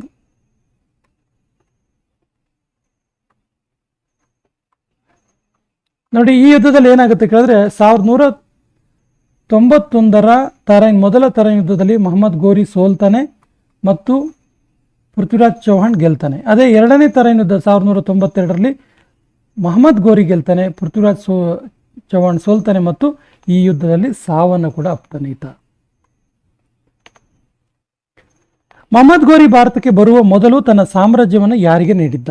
ಸರಿಯಾದ ಉತ್ತರ ಕುತ್ಬುದ್ದೀನ್ ಐಬಕ್ಗೆ ನೀಡಿರ್ತಾನೆ. ಕುತ್ಬುದ್ದೀನ್ ಐಬಕ್ ಇದನ್ನಲ್ಲ, ಈತ ಗೋರಿಯ ಗುಲಾಮನಾಗಿದ್ದ, ಸ್ಲೇವ್ ಆಗಿದ್ದ. ಈ ಕುತ್ಬುದ್ದೀನ್ ಐಬಕ್ ಏನ್ ಮಾಡ್ತಾನೆ ಕೇಳಿದ್ರೆ ಗುಲಾಮಿ ಸಂತತಿಯ ಸ್ಥಾಪನೆ ಮಾಡ್ತಾನೆ. ಈತನಿಗೆ ಲಾಕ್ ಬಕ್ಷ್ ಅನ್ನುವಂಥ ಬಿರುದಿತ್ತು. ಲಾಕ್ ಬಕ್ಷ್ ಬಿರುದು ಯಾರಿಗಿತ್ತು ಅಂತ ತುಂಬಾ ಸರಿ ಕೇಳಿದ್ದಾರೆ. ಕುತ್ಬುದ್ದೀನ್ ಐಬಕ್ ಗೊತ್ತಿರಲಿ. ಈತ ಗುಲಾಮಿ ಸಂತತಿಯ ಸ್ಥಾಪನೆ ಮಾಡ್ತಾನೆ ಮತ್ತು ಕುತುಬ್ ಮಿನಾರ್ ಕಟ್ಟಕ್ಕೆ ಶುರು ಮಾಡ್ತಾನೆ. ಕುತುಬ್ ಮಿನಾರ್ ಕಟ್ಟೋದಕ್ಕೆ ಪ್ರಾರಂಭಿಸಿದ. ಇಲ್ತಮಶ ನಂತರ ಮುಗಿಸ್ತಾನೆ, ಅದನ್ನ ಕಂಪ್ಲೀಟ್ ಮಾಡ್ತಾನೆ. ಬಟ್ ಪ್ರಾರಂಭ ಮಾಡಿದ್ದು ಕುತುಬ್ ಮಿನಾರ್ನ ಕುತ್ಬುದ್ದೀನ್ ಐಬಕ್. ಸುಲ್ತಾನರ ಎಷ್ಟು ಸಂತತಿಗಳು ಭಾರತವನ್ನು ಆಳ್ತವೆ? ಸರಿಯಾದ ಉತ್ತರ 5 ಸಂತತಿಗಳು ಭಾರತವನ್ನು ಆಳ್ತವೆ. ಯಾವ್ದ್ಯಾವ್ದು ಅಂತ ನೋಡ್ತಾ ಹೋದ್ರೆ ಸುಲ್ತಾನರ ಒಟ್ಟು ಸಂತತಿಗಳು 5 ಯಾವುದಂದರೆ ಗುಲಾಮಿ ಸಂತತಿ, 2 ಖಿಲ್ಜಿ ಸಂತತಿ, ತುಘಲಕ್ ಸಂತತಿ,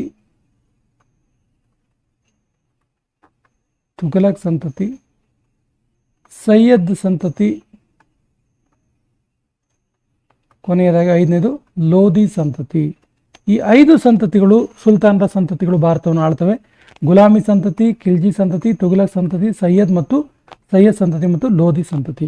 ಇದರಲ್ಲಿ ಅತಿ ಹೆಚ್ಚು ಕಾಲ ಆಳಿದಂಥ ಸಂತತಿ ಯಾವುದು ಕೇಳಿದ್ರೆ ತುಘಲಕ್ ಸಂತತಿ. ಇವರು 94 ವರ್ಷ ಆಳಿದ್ರು.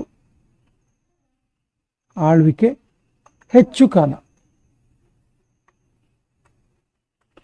ಕಾಲ ಆಳದಂತಹ ಸುಲ್ತಾನರ ಸಂತತಿ ಯಾವುದು ಕೇಳಿದ್ರೆ ತುಘಲಕ್ ಸಂತತಿ. ಅತಿ ಕಡಿಮೆ ಆಳ್ವಿಕೆ ಮಾಡಿದ್ದು ಯಾರು ಕೇಳಿದ್ರೆ ಖಿಲ್ಜಿ ಸಂತತಿ. ಖಿಲ್ಜಿ ಸಂತತಿ ಕೇವಲ ಎಷ್ಟು ವರ್ಷ ಕೇಳಿದ್ರೆ 30 ವರ್ಷ ಆಳ್ವಿಕೆ ಮಾಡಿದ್ರು. ಕಡಿಮೆ ಆಳ್ವಿಕೆ ಮಾಡಿದಂಥ ಸಂತತಿ ಆಗಿದೆ. ಈ ಎಲ್ಲ ಅಂಶಗಳು ಕೂಡ ಗೊತ್ತಿರಲಿ. ಕುತುಬ್ ಮಿನಾರ್ ನಿರ್ಮಾಣವನ್ನು ಪೂರ್ಣಗೊಳಿಸಿದ್ದು ಯಾರು? ಸರಿಯಾದ ಉತ್ತರ ಆಪ್ಷನ್ ಬಿ, ಇಲ್ತಮಷ್. ಸೊ ಇದನ್ನು ಪ್ರಾರಂಭ ಮಾಡಿದ್ದು ಕುತುಬುದ್ದೀನ್ ಐಬಕ್, ಕಂಪ್ಲೀಟ್ ಮಾಡಿದ್ದು ಇಲ್ತಮಷ್.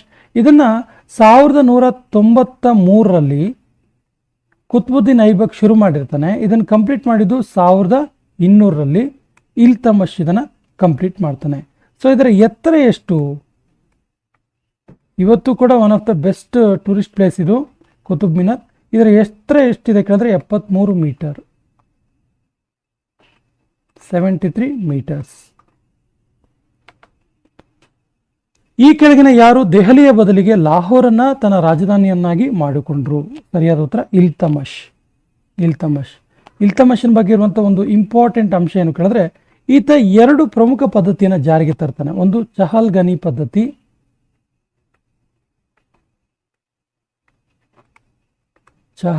ಪದ್ಧತಿ, ಇನ್ನೊಂದು ಯಾವುದು ಕೇಳಿದ್ರೆ ಚಲೀಸಾ ಪದ್ಧತಿ ಅಥವಾ ಚಾಲೀಸಾ ಪದ್ಧತಿ. ಈ 2 ಪದ್ಧತಿಗಳನ್ನು ಜಾರಿಗೆ ತಂದವರು ಯಾರು ಕೇಳ್ತಾರೆ? ಇಲ್ತಮಷ್ ಅಂತ ಗೊತ್ತಿರಲಿ. ಈತ ಕುತುಬುದ್ದೀನ್ ಐಬಕನ ಅಳಿಯನಾಗಿರ್ತಾನೆ. ಚಿತಾಲ್ ಮತ್ತು ಟಂಕ ಎಂಬ ನಾಣ್ಯಗಳನ್ನು ಪರಿಚಯಿಸಿದವರು ಯಾರು? ಸರಿಯಾದ ಉತ್ತರ ಇಲ್ತಮಷ್. ಚಿತಾಲ್ ಮತ್ತು ಟಂಕ ಎನ್ನುವಂಥ ನಾಣ್ಯಗಳನ್ನು ಪರಿಚಯಿಸ್ತಾನೆ. ಸೊ ಈ ಜಿತಾಲ್ ಅಥವಾ ಚಿತಾಲ್ ಇದೆಯಲ್ಲ, ಇದು ಯಾವ ರೀತಿಯ ನಾಣ್ಯ ಆಗಿತ್ತು ಕೇಳಿದ್ರೆ ಇದು ಕಂಚಿನ ನಾಣ್ಯ. ಇನ್ನು ಟಂಕ ಇದೆಯಲ್ಲ, ಟಂಕ ಎನ್ನುವಂಥದ್ದು ಬೆಳ್ಳಿಯ ನಾಣ್ಯ ಆಗಿತ್ತು. ಭಾರತವನ್ನು ಆಳಿದ ಮೊದಲ ಮುಸ್ಲಿಂ ಮಹಿಳೆ ಯಾರು? ಸರಿಯಾದ ಉತ್ತರ ಆಪ್ಷನ್ ಡಿ, ರಜಿಯಾ ಸುಲ್ತಾನ ಭಾರತವನ್ನು ಆಳಿದ ಮೊದಲ ಮುಸ್ಲಿಂ ಮಹಿಳೆ. ಈಕೆ 1236ರಿಂದ 1240ರವರೆಗೆ 4 ವರ್ಷಗಳ ಕಾಲ ಭಾರತವನ್ನು ಆಳ್ವಿಕೆ ಮಾಡ್ತಾಳೆ. ಬ್ಲಡ್ ಅಂಡ್ ಐರನ್ ನೀತಿಯನ್ನು ಪ್ರಾರಂಭ ಮಾಡಿದ್ದು ಯಾರು? ಸರಿಯಾದ ಉತ್ತರ Balban. Option C is the right answer. ಈ ಬಲ್ಬನ್ ಇದನ್ನಲ್ಲ, ಈತ 1246ರಿಂದ 1266ರವರೆಗೆ ಭಾರತದಲ್ಲಿ ಆಳ್ವಿಕೆಯನ್ನು ಮಾಡ್ತಾನೆ. ಈ ಬಲ್ಬನ್ ಬ್ಲಡ್ ಅಂಡ್ ಐರನ್ ನೀತಿಯನ್ನು ಶುರು ಮಾಡ್ತಾನೆ. ಸೊ ಈತ ಫೈಬೋಸ್ ಮತ್ತು ಸಿಜ್ದಾ ಪದ್ಧತಿಯನ್ನು ಜಾರಿ ಮಾಡ್ತಾನೆ. ಈತ ಜಾರಿ ಮಾಡಿದ 2 ಪ್ರಮುಖ ಪದ್ಧತಿಗಳು ನೋಟ್ ಮಾಡ್ಕೊಳ್ಳಿ. ಫೈಬೋಸ್, ಇನ್ನೊಂದು ಯಾವುದು ಕೇಳಿದ್ರೆ ಸಿಜ್ದಾ. ಈ 2 ಪದ್ಧತಿಗಳನ್ನು ಈತ ಜಾರಿ ಮಾಡ್ತಾನೆ. ಇನ್ನೊಂದು ಈತ ಪ್ರಮುಖ ವಿಷಯ ಏನು ಕೇಳಿದ್ರೆ ಈತ ಒಂದು ಉತ್ಸವವನ್ನು ಶುರು ಮಾಡ್ತಾನೆ. ಅದರ ಹೆಸರು ನವರೋಜ್. ಎಕ್ಸಾಮಲ್ಲಿ ಕೇಳ್ತಾರೆ, ನವರೋಜ್ ಉತ್ಸವವನ್ನು ಪ್ರಾರಂಭ ಮಾಡಿದವರು ಯಾರು ಅಂತೇಳಿ. ಬಲ್ಬನ್ ಅಂತ ಗೊತ್ತಿರಲಿ. ಖಿಲ್ಜಿ ಸಾಮ್ರಾಜ್ಯವನ್ನು ಸ್ಥಾಪನೆ ಮಾಡಿದ್ಯಾರು? ಸರಿಯಾದ ಉತ್ತರ Jalaluddin Khilji. Option B is the right answer. Jalaluddin Khilji ಇದನ್ನಲ್ಲ, ಈತ 1296ರಿಂದ 1316ರವರೆಗೆ ಆಳ್ವಿಕೆ ಮಾಡ್ತಾನೆ. 1296ರಲ್ಲಿ ಖಿಲ್ಜಿ ಸಂತತಿಯನ್ನು ಈತ ಸ್ಥಾಪನೆ ಮಾಡ್ತಾನೆ. ಡಾಗ್ ಮತ್ತು ಹುಲಿಯಾ ಅಥವಾ ಚೆಹರಾ ಪದ್ಧತಿಯನ್ನು ಪ್ರಾರಂಭ ಮಾಡಿದ್ಯಾರು? ಸರಿಯಾದ ಉತ್ತರ ಅಲಾವುದ್ದೀನ್ ಖಿಲ್ಜಿ. ಏನಿದು ಡಾಗ್ ಅಥವಾ ಹುಲಿಯಾ ಪದ್ಧತಿ ಅಂತ ಕೇಳಿದ್ರೆ ಕುದುರೆ ಬ್ರೀಡಿಂಗ್ ಪದ್ಧತಿ. ಇದು ಡಾಗ್, ಕುದುರೆ ಬ್ರಾಂಡಿಂಗ್ ಕುದುರೆಯನ್ನು ಬ್ರಾಂಡಿಂಗ್ ಮಾಡುವಂಥ ಒಂದು ಪದ್ಧತಿ ಇದು. ಇನ್ನು ಚೆಹ್ರಾ ಅನ್ನುವಂಥದ್ದು ಇದೊಂದು ವಿಶಿಷ್ಟವಾದ ಪದ್ಧತಿಯಾಗಿತ್ತು. ಇದೇನು ಕೇಳಿದ್ರೆ ಸೈನಿಕರ ಮಹತ್ವ, ಸೈನಿಕರ ಪಾತ್ರವನ್ನು ವಿವರಿಸುವಂಥ ಒಂದು ಪದ್ಧತಿಯಾಗಿದೆ ಇದು. ಅಲೈ ದರ್ವಾಜ ನಿರ್ಮಾಣ ಮಾಡಿದವರು ಯಾರು? ಸರಿ ಉತ್ತರ ಅಲ್ಲಾವುದ್ದೀನ್ ಖಿಲ್ಜಿ. ಸೊ ಈ ಅಲೈ ದರ್ವಾಜ ಇದೆಯಲ್ಲ, ಇದು ಕುತುಬ್ ಮಿನಾರನ ಪ್ರವೇಶ ದ್ವಾರವಾಗಿದೆ. ಕುತುಬ್ ಮಿನಾರ್ನ ಪ್ರವೇಶ ದ್ವಾರ. ಸೊ ಕುತುಬ್ ಮಿನಾರ್ನ ಪ್ರವೇಶ ದ್ವಾರವಾದ ಅಲೈ ದರ್ವಾಜ ನಿರ್ಮಿಸಿದ್ದು ಅಲ್ಲಾವುದ್ದೀನ್ ಖಿಲ್ಜಿ. ಅಲ್ಲಾವುದ್ದೀನ್ ಖಿಲ್ಜಿ. ಈ ಸೆಷನ್ ಕೊನೆಯ ಪ್ರಶ್ನೆ ಈ ರೀತಿ ಇದೆ. ಹಜರ್ ದಿನಾರಿ ಎಂದು ಬಿರುದನ್ನು ಪಡೆದವರು ಅಥವಾ ಹೆಸರಾದವರು ಯಾರು? ಆಪ್ಷನ್ಸ್ ಈ ರೀತಿ ಇದೆ. ಜಲಾಲುದ್ದೀನ್ ಖಿಲ್ಜಿ, ಅಲ್ಲಾವುದ್ದೀನ್ ಖಿಲ್ಜಿ, ಜಲಾಲುದ್ದೀನ್ ಖಿಲ್ಜಿ, ಮುಬಾರಕ್ ಖಾನ್, ಮಲಿಕ್ ಕಾಫರ್. ಸರಿಯಾದ ಉತ್ತರವನ್ನು ಕಮೆಂಟ್ ಬಾಕ್ಸಲ್ಲಿ ಕಮೆಂಟ್ ಮಾಡಿ. ಮನ್ಸಬ್ದಾರಿ ಪದ್ಧತಿ ಇದೆಯಲ್ಲ, ಈ ಮನ್ಸಬ್ದಾರಿ ಪದ್ಧತಿಯನ್ನು ಯಾವ ದೇಶದಿಂದ ಆಯ್ದುಕೊಳ್ಳಲಾಗಿತ್ತು? ಸರಿ ಉತ್ತರ ಆಪ್ಷನ್ ಸಿ ಮಂಗೋಲಿಯಾ. ಮನ್ಸಬ್ದಾರಿ ಪದ್ಧತಿಯನ್ನು ಮಂಗೋಲಿಯಾ ದೇಶದಿಂದ ಆಯ್ದುಕೊಳ್ಳಲಾಗಿತ್ತು. ಇದನ್ನು ಭಾರತದಲ್ಲೇ ಇಂಟ್ರೊಡ್ಯೂಸ್ ಮಾಡಿದ್ದು, ಜಾರಿಗೆ ತಂದಿದ್ದು ಅಕ್ಬರ್. ಅಕ್ಬರ್ನ ಕಾಲದಲ್ಲಿ ಮನ್ಸಬ್ದಾರಿ ಪದ್ಧತಿ ಜಾರಿಯಲ್ಲಿತ್ತು. ಸೊ ಮನ್ಸಬ್ದಾರಿ ಪದ್ಧತಿಯಲ್ಲಿ ಮನ್ಸಬ್ ಎನ್ನುವಂಥ ಪದ ಇದೆಯಲ್ಲ, ಮನ್ಸಬ್ ಎನ್ನುವಂಥ ಪದ ಇದೆಯಲ್ಲ, ಇದೊಂದು ಅರೇಬಿಕ್ ಪದ. ಸೊ ಈ ಅರೇಬಿಕ್ ಪದದ ಅರ್ಥ ಏನು ಕೇಳಿದ್ರೆ ಪೊಸಿಷನ್ ಅಥವಾ ರ್ಯಾಂಕ್ ಎಂಬುದಾಗಿತ್ತು. ಈ ಅಂಶ ಕೂಡ ಗೊತ್ತಿರಲಿ. ಇದನ್ನು ಜಾರಿಗೆ ತಂದವರು ಅಕ್ಬರ್. ಮಂಗೋಲಿಯಾ ದೇಶದಿಂದ ಜಾರಿಗೆ ಒಂದು ಆಯ್ದುಕೊಳ್ಳಲಾಯಿತು ಮನ್ಸಬ್ದಾರಿ ಪದ್ಧತಿಯನ್ನು. ಸೊ ಮನ್ಸಬ್ ಪದದ ಅರ್ಥ ಪೊಸಿಷನ್ ಅಥವಾ ರ್ಯಾಂಕ್. 11ನೇ ಶತಮಾನದಲ್ಲಿ ಕಂಡುಬರುವ ಸಂಸ್ಕೃತ ಕವಿ ಜಯದೇವನ ಕೃತಿ ಈ ಕೆಳಗಿನ ಯಾವ ನೃತ್ಯದ ಆಧಾರ ಗ್ರಂಥವಾಗಿದೆ? ಸರಿ ಉತ್ತರ Odissi. Option A is the right answer. So ಈ 11ನೇ ಶತಮಾನದಲ್ಲಿದ್ದಂತಹ ಜಯದೇವ ಇದನ್ನಲ್ಲ, ಈತ ಗೀತ ಗೋವಿಂದ ಎನ್ನುವಂಥ ಕೃತಿಯನ್ನು ಬರೀತಾನೆ.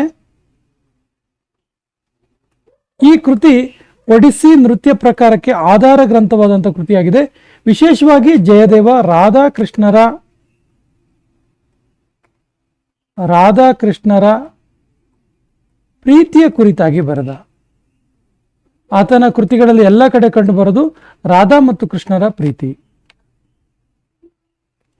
ಕಲ್ಲಣದ ರಾಜತರಂಗಿಣಿ ಈ ಕೆಳಗಿನ ಯಾವ ಭಾಷೆಯಲ್ಲಿ ಬರೆಯಲ್ಪಡ್ತು? ಸರಿಯಾದ ಉತ್ತರ ಸಂಸ್ಕೃತ ಭಾಷೆಯಲ್ಲಿ ಬರೆಯಲ್ಪಡ್ತು. ಕಲ್ಲಣದ ರಾಜತರಂಗಿಣಿ ಸಂಸ್ಕೃತ ಭಾಷೆಯಲ್ಲಿದೆ. ರಾಜತರಂಗಿಣಿಯ ವಿಶೇಷ ಏನು ಕೇಳಿದ್ರೆ ಕಾಶ್ಮೀರದಲ್ಲಿ ಆಳಿದಂತಹ ಕಾಶ್ಮೀರದ ರಾಜರುಗಳ ಬಗೆಗೆ ಉಲ್ಲೇಖವಾದ ಕೃತಿ ಇದು. ಉಲ್ಲೇಖವಾದ ಕೃತಿ. ಹಾಗಾಗಿ ಕಾಶ್ಮೀರಿ ಕಿಂಗ್ಸ್ ಆ್ಯಂಡ್ ಡೈನಾಸ್ಟಿ ಬಗ್ಗೆ ನೋಡಬೇಕಾದ್ರೆ ಕಲ್ಲಣದ ರಾಜತರಂಗಿಣಿ ಒಂದು ಪ್ರಮುಖವಾದ ಐತಿಹಾಸಿಕ ಕೃತಿ ಅಂತ ಕೂಡ ಅನ್ಸ್ಕೊಡುತ್ತೆ. ಇದರಲ್ಲಿ 7826 ವರ್ಸಸ್ ಇದೆ, ಪದ್ಯಗಳಿದಾವೆ. ಮತ್ತೆ ಕಲ್ಲಣದ ರಾಜತರಂಗಿಣಿ ಒಟ್ಟು 8 ಪುಸ್ತಕಗಳಲ್ಲಿ ಪ್ರಕಟ ಆಯಿತು. 8 ಪುಸ್ತಕಗಳಿದೆ. ಇದನ್ನು ತರಂಗಗಳು ಅಂತ ಕರೀತಾ ಇದ್ರು. 8 ತರಂಗಗಳಲ್ಲಿ ಪ್ರಕಟವಾಗಿರುವಂಥ ಕೃತಿ ಕಲ್ಲಣದ ರಾಜತರಂಗಿಣಿ ಸಂಸ್ಕೃತ ಭಾಷೆಯಲ್ಲಿದೆ. ತಬಕತ್ ಇ ನಾಜರಿ ಎನ್ನುವಂಥ ಕೃತಿಯನ್ನು ಬರೆದವರು ಯಾರು? ಸರಿ ಉತ್ತರ ಮಿನಾಜ್ ಇ ಸಿರಾಜ್. ಮಿನಾಜ್ ಇ ಸಿರಾಜ್ ಅವರು ತಬಕತ್ ಇ ನಾಜರಿ ಎನ್ನುವಂಥ ಕೃತಿಯನ್ನು ಬರೆದ್ರು. ತಬಕತ್ ಇ ನಾಜರಿ ಅಂತ ಹೇಳಿ 1260ರಲ್ಲಿ 1260ರಲ್ಲಿ ಈ ಕೃತಿಯನ್ನು ಬರೆದಿದ್ದು. ಮೊಘಲ್ ದೊರೆ ಔರಂಗಜೇಬನ ಮೃತ್ಯು ಈ ಕೆಳಗಿನ ಯಾವ ಸ್ಥಳದಲ್ಲಿ ಆಯಿತು? ಸರಿಯಾದ ಉತ್ತರ ಅಹಮದ್ ನಗರದಲ್ಲಿ ಆಯಿತು. Option C is the right answer. ಅಹಮದ್ ನಗರದಲ್ಲಿ ಫೆಬ್ರವರಿ 20, 1707ರಲ್ಲಿ ಔರಂಗಜೇಬನ ಮರಣ ಆಯಿತು. ಔರಂಗಜೇಬನಿಗೆ ಆಗ 88 ವರ್ಷ ವಯಸ್ಸು.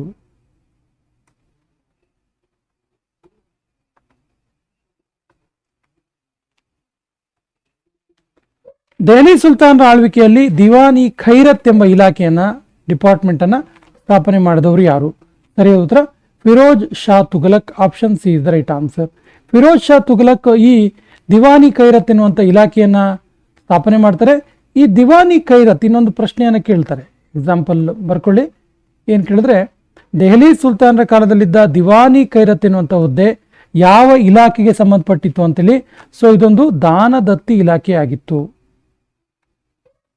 ದಾನದತ್ತಿ ಇಲಾಖೆ ಆಗಿತ್ತು, ನೋಟ್ ಮಾಡ್ಕೊಳ್ಳಿ. ಸೊ ಇದರಲ್ಲಿ ವಿಶೇಷವಾಗಿ ಅನಾಥರು ಮತ್ತು ವಿಧವೆಯರಿಗೆ, ಅನಾಥರು ಮತ್ತು ವಿಧವೆಯರ ರಕ್ಷಣೆಗೆ ಅವಕಾಶವನ್ನು ನೀಡಲಾಗಿತ್ತು. ಮೊಹಮ್ಮನಿ ಸುಲ್ತಾನರ ಕಾಲದಲ್ಲಿ ಪ್ರಧಾನಮಂತ್ರಿಯನ್ನು ಏನೆಂದು ಕರೆಯುತ್ತಿದ್ದರು?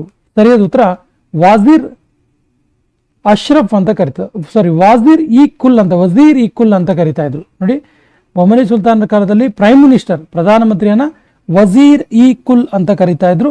ಈ ಬಹುಮನಿ ಸುಲ್ತಾನರು ಇದಾರಲ್ಲ, 1347ರಿಂದ 1527ರವರೆಗೆ ಭಾರತದಲ್ಲಿ ಆಳ್ವಿಕೆ ಮಾಡ್ತಾರೆ ಬಹುಮನಿ ಸುಲ್ತಾನರು. ಸೊ ಇವರ ಕಾಲದಲ್ಲಿ ಪ್ರೈಮ್ ಮಿನಿಸ್ಟರ್ ಅಥವಾ ಪ್ರಧಾನಮಂತ್ರಿ ಇದಾರಲ್ಲ, ಪ್ರಧಾನಮಂತ್ರಿಗಳನ್ನ ಏನಂತ ಕರಿತಾ ಇದ್ರು ಕೇಳಿದ್ರೆ ವಜೀರ್ ಇ ಕುಲ್ ಅಂತ ಕರಿತಾ ಇದ್ರು. ಕೃಷಿ ಭೂಮಿಯ ಮಾಪನ ಮಾಡುವ ವ್ಯವಸ್ಥೆಯನ್ನ ಜಾರಿಗೆ ತಂದ ಮೊದಲ ಮುಸ್ಲಿಂ ದೊರೆ ಯಾರು? ಇಂಪಾರ್ಟೆಂಟ್ ಇದೆ ಕ್ವಶನ್, ನೋಟ್ ಮಾಡ್ಕೊಳ್ಳಿ. ಸರಿ ಉತ್ತರ Mohammad Gawan. Option B is the right answer. So land survey related ಆಗಿರುವಂಥ ಕ್ವಶನ್ ಇದು. So land survey, agriculture land survey ಮಾಡಲು ಈ ವ್ಯವಸ್ಥೆ ಜಾರಿಗೆ ತಂದ ಮೊದಲ ಮುಸ್ಲಿಂ ದೊರೆ. ಮೊಘಲ್ ಆಡಳಿತ ಕಾಲದಲ್ಲಿ ಕಂದಾಯ ಸಂಗ್ರಹ ಮಾಡುತ್ತಿದ್ದವರು ಯಾರು? ಸರಿ ಉತ್ತರ Amal Guzar. Option C is the right answer. Very very important ಇದೆ, ನೋಟ್ ಮಾಡ್ಕೊಳ್ಳಿ.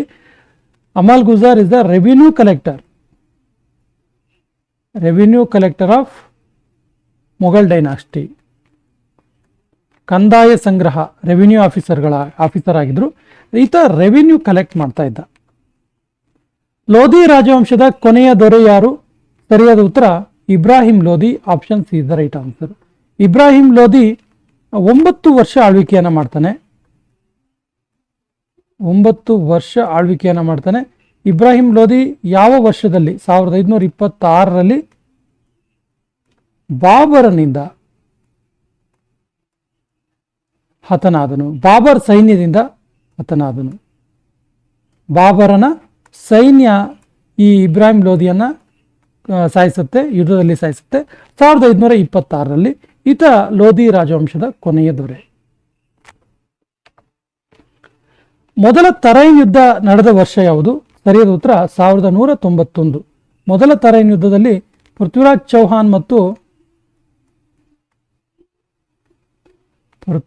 ಚೌಹಾನ್ ವರ್ಸಸ್ ಮಹಮ್ಮದ್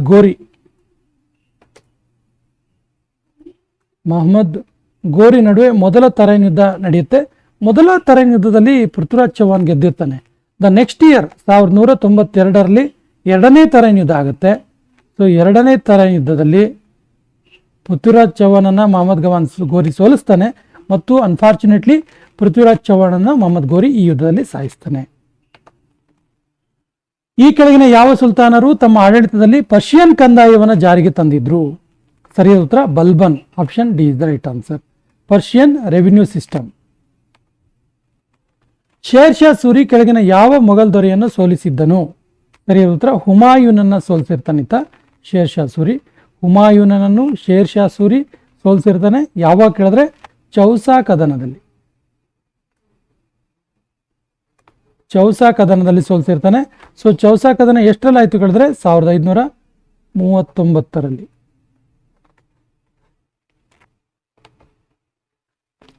ಈ ಕೆಳಗಿನ ಯಾವ ದೊರೆಯು ಬೆಳ್ಳಿ ನಾಣ್ಯದ ಬದಲಾಗಿ ಕಂಚಿನ ನಾಣ್ಯ ಪದ್ಧತಿಯನ್ನು ಜಾರಿಗೆ ತಂದನು? ಸರಿಯಾದ ಉತ್ತರ ಮೊಹಮ್ಮದ್ ಬಿನ್ ತುಘಲಕ್ ಇದನ್ನೆಲ್ಲ ಈತನನ್ನ ಹುಚ್ಚು ದೊರೆ ಅಂತ ಕರೀತಾರೆ. ಯಾಕಂದ್ರೆ ಆತ ತಂದ ನೀತಿಗಳು, ಆಡಳಿತದಲ್ಲಿ ತಂದಂಥ ನೀತಿಗಳು, ಅದರಲ್ಲಿ ಒಂದು ನೀತಿ ಈ ಕಂಚಿನ ನಾಣ್ಯವನ್ನು ಜಾರಿಗೆ ತಂದಿದ್ದು. ಆತ 1330ರಲ್ಲಿ ಕಂಚಿನ ನಾಣ್ಯ ಪದ್ಧತಿಯನ್ನು ಜಾರಿಗೆ ತರ್ತಾನೆ. ಕಂಚಿನ ನಾಣ್ಯಗಳನ್ನು ಟಂಕಿಸ್ತಾನೆ. ಸೊ ಕಂಚಿನ ನಾಣ್ಯಗಳನ್ನು ಟಂಕಿಸಿದ್ರೆ ಸಮಸ್ಯೆ ಇರಲಿಲ್ಲ. ಆದರೆ ಈತ ಈ ಕಂಚಿನ ನಾಣ್ಯಗಳ ಬೆಲೆ ಬೆಳ್ಳಿ ಮತ್ತು ಚಿನ್ನದ ನಾಣ್ಯಗಳಿಗೆ ಸಮ ಅಂತ ಘೋಷಣೆ ಮಾಡ್ತಾನೆ. ಹಾಗಾಗಿ ಏನಾಗುತ್ತೆ ಕೇಳಿದ್ರೆ ಚಿನ್ನದ ಮತ್ತು ಬೆಳ್ಳಿ ನಾಣ್ಯಗಳ ಚಲಾವಣೆ ನಿಲ್ಲುತ್ತೆ ಮತ್ತು ಕಂಚಿನ ನಾಣ್ಯಗಳು ಹೆಚ್ಚಿನ ಸಂಖ್ಯೆಯಲ್ಲಿ ಮುದ್ರಿಸಿ ಚಿನ್ನದ ಮತ್ತು ಬೆಳ್ಳಿ ನಾಣ್ಯಗಳನ್ನ ಸಂಗ್ರಹ ಮಾಡುವ ಕೆಲಸವನ್ನು ಕೂಡ ಈ ಟೈಮಲ್ಲಿ ಮಾಡಲಾಗುತ್ತೆ.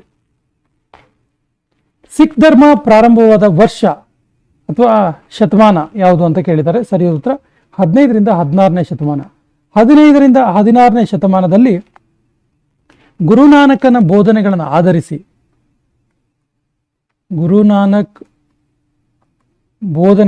ಆಧರಿಸಿ ಸಿಖ್ ಧರ್ಮ ಪ್ರಾರಂಭ ಆಗುತ್ತೆ. ಸಿಖ್ ಧರ್ಮವನ್ನು one of the youngest religion ಅಂತ ಕೂಡ ಕರೀತಾರೆ. ಸೊ ಈ ಗುರುನಾನಕ್ ಇದಾರಲ್ಲ, ಸಿಖ್ ಧರ್ಮದ ಮೊದಲ ಗುರು, ಇವರು 1469ರಿಂದ 1539ರಲ್ಲಿ ಬದುಕಿದ್ದು. ಇವರು ಈ ಕಾಲಘಟ್ಟದಲ್ಲಿ ಸಿಖ್ ಧರ್ಮವನ್ನು ಪ್ರಚಾರ ಮಾಡ್ತಾರೆ. ದೆಹಲಿ ಸುಲ್ತಾನರ ಕಾಲದಲ್ಲಿ ಸಂಗ್ರಹಿಸುತ್ತಿದ್ದಂತಹ ಕಂದಾಯ ಪದ್ಧತಿ ಯಾವುದು? ಸರಿಯಾದ ಉತ್ತರ ಖಾರಜ್ ಟ್ಯಾಕ್ಸ್, ಖಾರಜ್ ಕಂದಾಯ ಪದ್ಧತಿ. Option D is the right answer. So ಖಾರಜ್ ಟ್ಯಾಕ್ಸ್ ಅಂದ್ರೆ ಏನು ಕೇಳಿದ್ರೆ, ವ್ಯಕ್ತಿ ಬೆಳೆದ ಬೆಳೆಯ 1/3 ಕಂದಾಯ. 1/3 ಕಂದಾಯವನ್ನು ನೀಡಬೇಕಾಗಿತ್ತು. ಇಲ್ಲಿ ಇನ್ನೊಂದು ವಿಶೇಷತೆ ಇತ್ತು. ಈ ಖಾರಜ್ ಕಂದಾಯ ಪದ್ಧತಿ ವಿಶೇಷವಾಗಿ ನಾನ್ ಮುಸ್ಲಿಮ್ಸಿಗೆ ಅಂದರೆ ಮುಸ್ಲಿಮೇತರರಿಗೆ ಹೇರಿದ್ದಂತಹ ಕಂದಾಯ ಪದ್ಧತಿ ಇದು.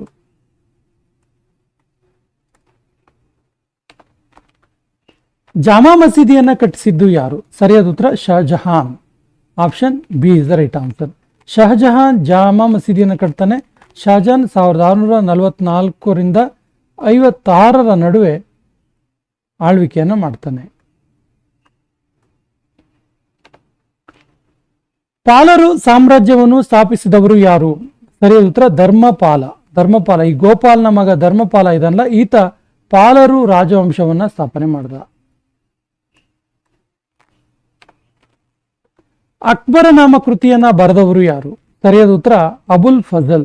Option C is the right answer. Abul Fazal ಅವರು ಅಕ್ಬರ್ ನಾಮ ಕೃತಿಯನ್ನು ಬರೆದ್ರು. ಸೊ ಇದೊಂದು ಪ್ರಮುಖವಾದ, ಐತಿಹಾಸಿಕವಾಗಿ ಪ್ರಮುಖವಾದ ಕೃತಿ ಅಂತೇಳಿ ಕರೆಸ್ಕೊಂಡಿದೆ. ಯಾಕಂದ್ರೆ ಇದು ಅಕ್ಬರ್ನ ಆಡಳಿತದ ಇತಿಹಾಸವನ್ನ ಹೇಳುತ್ತೆ. ಅಕ್ಬರನ ಆಡಳಿತದ ಇತಿಹಾಸ, ಆತ ಕೈಗೊಂಡಂತಹ ಯುದ್ಧಗಳಿರ್ಬೋದು, ಆತನ ಆಡಳಿತ ವ್ಯವಸ್ಥೆ, ಕಂದಾಯ ಪದ್ಧತಿ, ಇವೆಲ್ಲದರ ಬಗ್ಗೆ ಮಾಹಿತಿಯನ್ನು ಕೊಡುತ್ತೆ ಅಬುಲ್ ಫಜಲ್ ಬರೆದಂತಹ ಅಕ್ಬರ ನಾಮ ಕೃತಿ. ಸೊ ಅಬುಲ್ ಫಜಲ್ ಬಗ್ಗೆ ಹೇಳೋದಾದ್ರೆ, ಈತ ಅಕ್ಬರ್ನ ಆಸ್ಥಾನದಲ್ಲಿದ್ದ ನವರತ್ನಗಳಲ್ಲಿ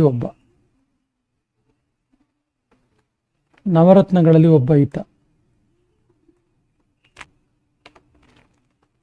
ತುಘಲಕ್ ನಾಮ ಕೃತಿಯನ್ನ ಬರೆದಿದ್ಯಾರು? ಸರಿಯಾದ ಉತ್ತರ ಅಮೀರ್ ಖುಸ್ರು. ತುಘಲಕ್ ನಾಮ ಕೂಡ ಇತಿಹಾಸದಲ್ಲಿ ಒಂದು ಪ್ರಮುಖ ಕೃತಿ ಅನ್ಸ್ಕೊಂಡಿದೆ. ಯಾಕಂದ್ರೆ ಇದರಲ್ಲಿ ತುಘಲಕ್ ದೊರೆಗಳ ಇತಿಹಾಸವನ್ನ ಕಲೆ ಹಾಕಲಾಗಿದೆ. ಕುತುಬ್ ಮಿನಾರ್ ನಿರ್ಮಾಣವನ್ನು ಪೂರ್ಣಗೊಳಿಸಿದವರು ಯಾರು? ಸರಿಯಾದ ಉತ್ತರ ಇಲ್ತಮಶ್. ಹಾಗಾದ್ರೆ ಕುತುಬ್ ಮಿನಾರ್ನ ಪ್ರಾರಂಭಿಸಿದ ಯಾರು ಕೇಳಿದ್ರೆ, ಇದರ ನಿರ್ಮಾಣ ಪ್ರಾರಂಭ ಮಾಡಿದ್ದು ಕುತುಬುದ್ದೀನ್ ಐಬಕನ ಅಳಿಯ ಇಲ್ತಮಶ್ ಇದನ್ನ ಕಂಪ್ಲೀಟ್ ಮಾಡ್ತಾನೆ. ಚೋಳರ ಕಾಲದಲ್ಲಿದ್ದ ಮಂಡಲಗಳ ಸಂಖ್ಯೆ ಎಷ್ಟು? ಸರಿಯಾದ ಉತ್ತರ ಚೋಳರ ಕಾಲದಲ್ಲಿ ಒಟ್ಟು 9 ಮಂಡಲಗಳಿತ್ತು.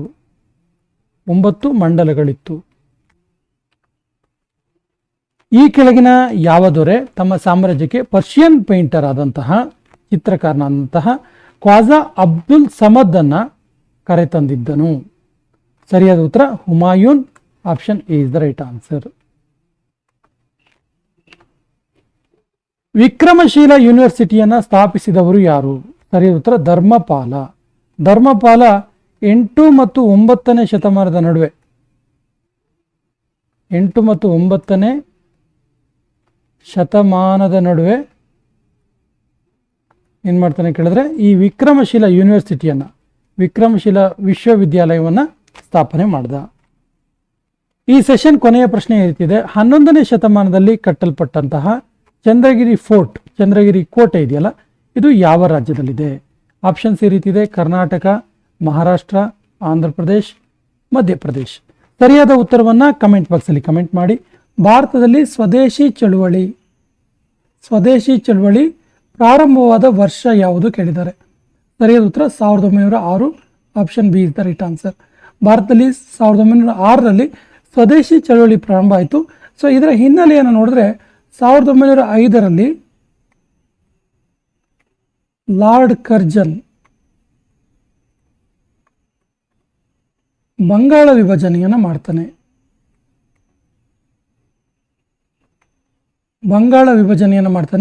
ಈ ಬಂಗಾಳ ವಿಭಜನೆಯಾದ ನಂತರ 1906ರಲ್ಲಿ ಭಾರತದಲ್ಲಿ ಸ್ವದೇಶಿ ಚಳವಳಿ ಶುರುವಾಗುತ್ತೆ.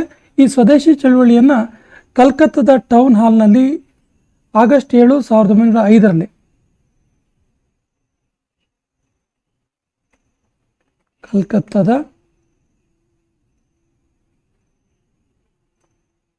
ಟೌನ್ ಹಾಲ್ನಲ್ಲಿ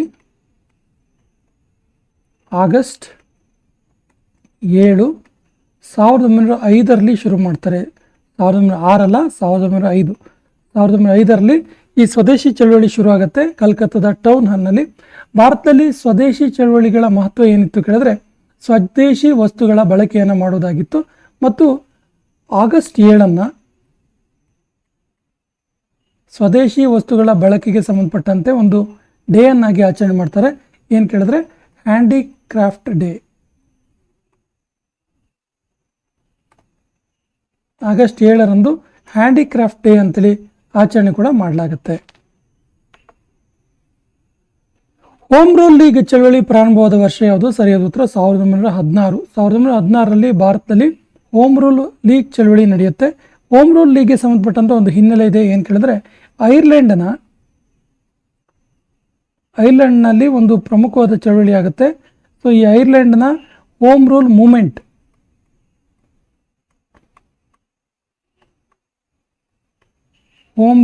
ಮೂಮೆಂಟ್ನ ಪ್ರಭಾವದಿಂದಾಗಿ, ಇದರ ಪ್ರಭಾವದಿಂದಾಗಿ ಭಾರತದಲ್ಲಿ ಹೋಮ್ ರೂಲ್ ಲೀಗ್ ಶುರುವಾಗುತ್ತೆ. ಭಾರತದಲ್ಲಿ ಹೋಮ್ ರೂಲ್ ಲೀಗ್ನ ನೇತೃತ್ವ ವಹಿಸಿದವರು ಭಾರತದಲ್ಲಿ ಬಾಲ ಗಂಗಾಧರ್ ತಿಲಕ್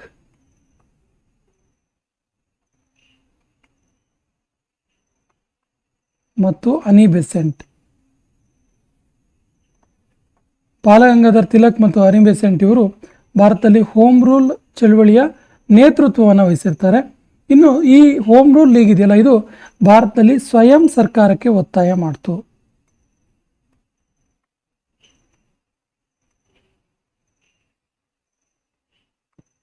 ಹೆಸರಿನಲ್ಲೇ ಇದೆ ನೋಡಿ, ಏನಂದ್ರೆ ಹೋಮ್ ರೂಲ್, ನಾವೇ ರೂಲ್ ಮಾಡುವಂಥದ್ದಂತ. ಹೋಮ್ ರೂಲ್ ಸ್ವಯಂ ಸರ್ಕಾರಕ್ಕೆ ಒತ್ತಾಯ ಮಾಡಿರುವಂಥ ಒಂದು ಪ್ರಮುಖ ಚಳವಳಿ.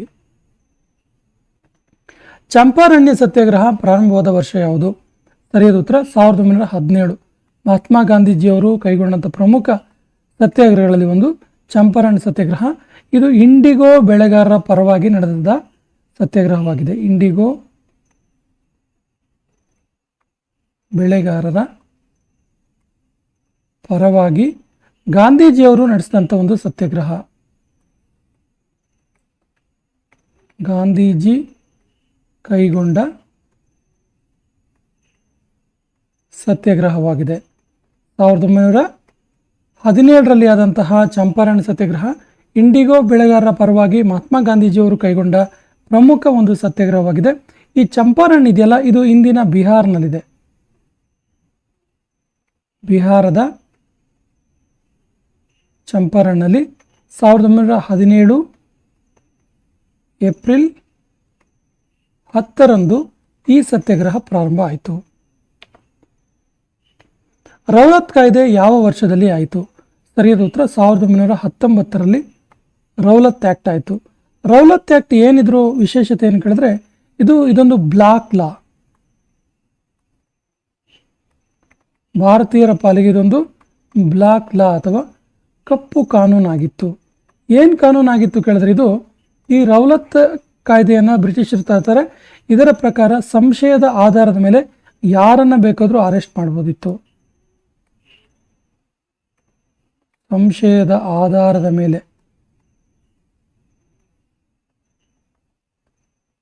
ಯಾರನ್ನಾದರೂ ಬಂಧಿಸುವ ಒಂದು ಕಾಯ್ದೆ ಇದು. ಅಂದರೆ ಇದು ಯಾವುದೇ ರೀತಿಯ ಸಾಕ್ಷಿಗಳನ್ನು ನಿರೀಕ್ಷೆ ಮಾಡ್ತಿರಲಿಲ್ಲ. ಸಂಶಯದ ಆಧಾರದ ಮೇಲೆ ಯಾರನ್ನು ಬೇಕಾದರೂ ಬಂಧಿಸ್ಬೋದಿತ್ತು ಮತ್ತು ಯಾವುದೇ ಲಾಯರ್ಗಳು ಇದರಲ್ಲಿ ವಾದ ಮಾಡುವಂತಿರಲಿಲ್ಲ. ಲಾಯರ್ಗಳಿಗೆ ವಾದಕ್ಕೆ ಅವಕಾಶ ಇರಲಿಲ್ಲ. ಸೊ ಇದು ಭಾರತೀಯರಿಗೆ ತುಂಬ ದುಸ್ವಪ್ನವಾದಂಥ ಒಂದು ಕಾಯ್ದೆ. ಹಾಗಾಗಿ ಇದನ್ನು ಬ್ಲಾಕ್ ಲಾ ಅಂತ ಕರೀತಾರೆ, ಕಪ್ಪು ಕಾನೂನು ಅಂತ ಕರೀತಾರೆ. ರೌಲತ್ ಕಾಯ್ದೆಯನ್ನು 1919ರಲ್ಲಿ ಆದಂಥ ಕಾಯ್ದೆ ಇದು. ಜಲಿಯನ್ ವಾಲಾಬಾಗ್ ಹತ್ಯಾಕಾಂಡ ನಡೆದ ವರ್ಷ ಯಾವುದು? ಸರಿಯಾದ ಉತ್ತರ 1919 ಏಪ್ರಿಲ್ 13ರಂದು. 1919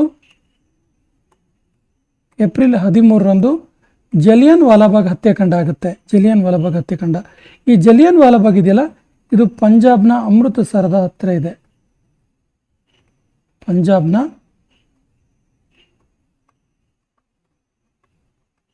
ಅಮೃತಸರದಲ್ಲಿದೆ.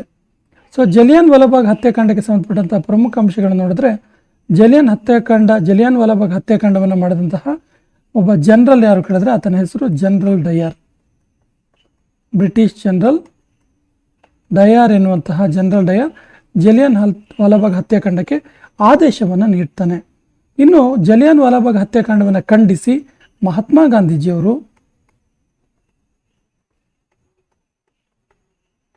ಗಾಂಧೀಜಿಯವರು ಒಂದು ಪ್ರಶಸ್ತಿಯನ್ನು ಬ್ರಿಟಿಷರಿಗೆ ವಾಪಸ್ ಮಾಡ್ತಾರೆ. ಅದರ ಹೆಸರು ಕೈಸರ್ ಇ ಹಿಂದ್.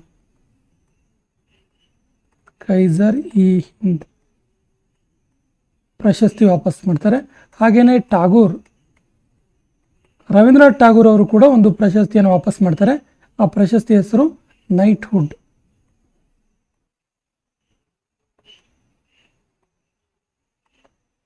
ಬಹಳ ಪ್ರಮುಖವಾಗಿ ತುಂಬ ಸರಿ ಕೇಳಿದ್ದಾರೆ. ಜಲಿಯನ್ ವಾಲಾಬಾಗ್ ಹತ್ಯಾಕಾಂಡದ ನಂತರ ಮಹಾತ್ಮ ಗಾಂಧೀಜಿಯವರು ಯಾವ ಒಂದು ಪ್ರಶಸ್ತಿಯನ್ನು ಹಿಂದಿರುಗಿಸಿದ್ರು ಕೇಳಿದ್ರೆ ಕೈಸರ್ ಇ ಹಿಂದ್. ಮತ್ತು ರವೀಂದ್ರನಾಥ್ ಠಾಗೂರ್ ಯಾವುದು ಪ್ರಶಸ್ತಿ ಹಿಂದಿರುಗಿಸಿದ್ರು ಕೇಳಿದ್ರೆ ನೈಟ್ಹುಡ್ ಪ್ರಶಸ್ತಿ ಗೊತ್ತಿರಲಿ. ಖಿಲಾಫತ್ ಚಳವಳಿ ನಡೆದ ವರ್ಷ ಯಾವುದು? ಸರಿಯಾದ ಉತ್ತರ 1919. 1919ರಲ್ಲಿ ಭಾರತದಲ್ಲಿ ಖಿಲಾಫತ್ ಚಳವಳಿ ನಡೆಯುತ್ತೆ. ಖಿಲಾಫತ್ ಚಳವಳಿ ಯಾಕೆ ನಡೆಯುತ್ತೆ ಕೇಳಿದ್ರೆ, ಟರ್ಕಿಯ ಖಲೀಫನ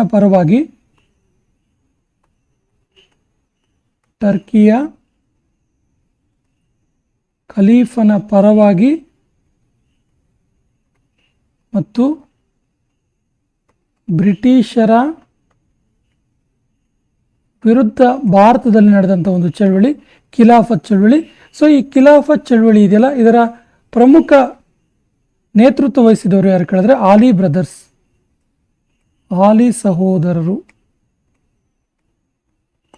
ಆಲಿ ಸಹೋದರರ ನೇತೃತ್ವ.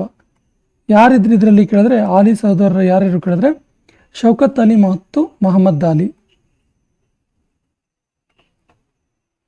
ಶೌಕತ್ ಅಲಿ ಮತ್ತು ಮೊಹಮ್ಮದ್ ಅಲಿ. ಸೊ ಶೌಕತ್ ಅಲಿ ಮತ್ತು ಮೊಹಮ್ಮದ್ ಅಲಿ ಸಹೋದರರು ಟರ್ಕಿಯ ಖಲೀಫನ ಪರವಾಗಿ ಮತ್ತು ಬ್ರಿಟಿಷರ ವಿರುದ್ಧ ಖಿಲಾಫತ್ ಚಳವಳಿಯನ್ನು ಭಾರತದಲ್ಲಿ ನಡೆಸ್ತಾರೆ 1919ರಲ್ಲಿ. ಅಸಹಕಾರಿ ಚಳವಳಿ ನಡೆದ ವರ್ಷ ಯಾವುದು? ಸರಿಯಾದ ಉತ್ತರ 1920. 1920 ಸೆಪ್ಟೆಂಬರ್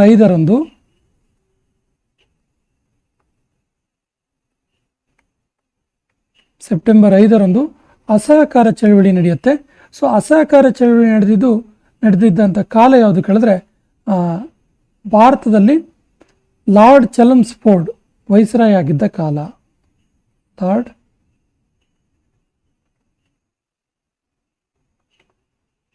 ಚೆಲ್ಮ್ಸ್ಫೋರ್ಡ್ ವೈಸ್ರಾಯ್ ಆಗಿರ್ತಾನೆ. ಆಗ ಭಾರತದಲ್ಲಿ ಅಸಹಕಾರ ಚಳವಳಿ ನಡೆಯುತ್ತೆ 1920 ಸೆಪ್ಟೆಂಬರ್ 5ರಂದು. ಚೌರಿ ಚೌರ ಘಟನೆ ನಡೆದ ವರ್ಷ ಯಾವುದು? ಸರಿಯಾದ ಉತ್ತರ 1922. 1922ರಲ್ಲಿ ಚೌರಿ ಚೌರ ಘಟನೆ ನಡೆಯುತ್ತೆ. ಅಸಹಕಾರ ಚಳವಳಿಯ ಸಂದರ್ಭದಲ್ಲಿ ನಡೆದಂಥ ಒಂದು ಘಟನೆ ಇದು ಚೌರಿ ಚೌರ ಘಟನೆ. ಈ ಚೌರಿ ಚೌರ ಘಟನೆ ಬಗ್ಗೆ ಹೇಳೋದಾದ್ರೆ, ಚೌರಿ ಚೌರ ಘಟನೆ ನಡೆದಿದೆಯಲ್ಲಿ ಕೇಳಿದ್ರೆ ಉತ್ತರ ಪ್ರದೇಶದ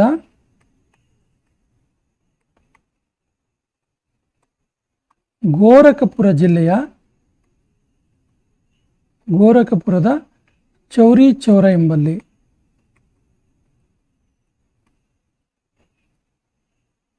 ಉತ್ತರ ಪ್ರದೇಶದ ಗೋರಖ್ಪುರದ ಚೌರಿ ಚೌರ ಎಂಬಲ್ಲಿ ಚೌರಿ ಚೌರ ಘಟನೆ ನಡೆಯುತ್ತೆ. ಸೊ ಚೌರಿ ಚೌರ ಘಟನೆ ಏನು, ಇದರ ವಿಶೇಷ ಏನಿದು ಘಟನೆ ಕೇಳಿದ್ರೆ, ಈ ಒಂದು ಘಟನೆಯಲ್ಲಿ ಅಸಹಕಾರ ಚಳವಳಿ ತೊಡಗಿದಂಥ ಭಾರತೀಯ ಚಳವಳಿಗಾರರು ಚೌರಿ ಚೌರದಲ್ಲಿ ಪೊಲೀಸ್ ಸ್ಟೇಷನ್ಗೆ ಬೆಂಕಿ ಹಾಕ್ತಾರೆ ಮತ್ತು 22 ಪೊಲೀಸರು ಮತ್ತು 3 ನಾಗರಿಕರು ಬಲಿಯಾಗ್ತಾರೆ. 3 ನಾಗರಿಕರ ಸಾವು ಉಂಟಾಗುತ್ತೆ ಚೌರಿ ಚೌರ ಘಟನೆಯಿಂದ. ಇದರ ಪರಿಣಾಮ ಏನಾಗುತ್ತೆ ಕೇಳಿದ್ರೆ ಗಾಂಧೀಜಿಯವರು ಬಹಳ ಶಾಂತ ರೀತಿಯಿಂದ ನಡೀತಿದ್ದಂಥ ಅಸಹಕಾರ ಚಳವಳಿ ಈ ರೀತಿ ಉದ್ವಿಗ್ನ ಆಗಿರುವ ಕಾರಣಕ್ಕೆ ಅಸಹಕಾರ ಚಳವಳಿಯನ್ನು ಹಿಂಪಡಿತಾರೆ. ಅಸಹಕಾರ ಚಳವಳಿ ಹಿಂಪಡೆದರು. ಸ್ನೇಹಿತರೆ ನೋಡಿ, ಚೌರಿ ಚೌರ ಘಟನೆ 1922ರಲ್ಲಿ ಉತ್ತರ ಪ್ರದೇಶದ ಗೋರಖ್ಪುರದ ಚೌರಿ ಚೌರ ಎಂಬಲ್ಲಿ ನಡೆಯುತ್ತೆ. ಈ ಘಟನೆಯ ಪರಿಣಾಮದಿಂದಾಗಿ 22 ಪೊಲೀಸರು ಮತ್ತು 3 ನಾಗರಿಕರ ಸಾವು ಉಂಟಾಗುತ್ತೆ. ಯಾಕಂದರೆ ಈ ಅಸಹಕಾರ ಚಳವಳಿಯಲ್ಲಿ ಪಾಲ್ಗೊಂಡಿದ್ದಂತಹ ಚಳವಳಿಕಾರರು ಪೊಲೀಸ್ ಸ್ಟೇಷನ್ಗೆ ಬೆಂಕಿ ಹಾಕ್ಬಿಡ್ತಾರೆ. ಸೊ ಇದರಿಂದಾಗಿ ಗಾಂಧೀಜಿಯವರು ಬೇಸತ್ತು ಅಸಹಕಾರ ಚಳವಳಿಯನ್ನು ಹಿಂಪಡಿತಾರೆ. ಕಾಕೋರಿ ರೈಲು ದುರಂತ, ರಾಬರಿ ಅಂತ ಕರಿತೀವಿ ನಾವು ಇದನ್ನ. ಕಾಕೋರಿ ರೈಲು ರಾಬರಿ ನಡೆದ ವರ್ಷ ಯಾವುದು? ಸರಿಯಾದ ಉತ್ತರ 1925. Option A is the right answer. 1925 August 9ರಂದು ಕಾಕೋರಿ ರೈಲು ದುರಂತ ನಡೀತು. ಇದು ರಾಬರಿ ಆಗಿದೆ. ಈ ಕಾಕೋರಿ ರೈಲು ದುರಂತ ಎಲ್ಲಿ ನಡೀತು ಕೇಳಿದ್ರೆ ಉತ್ತರ ಪ್ರದೇಶದ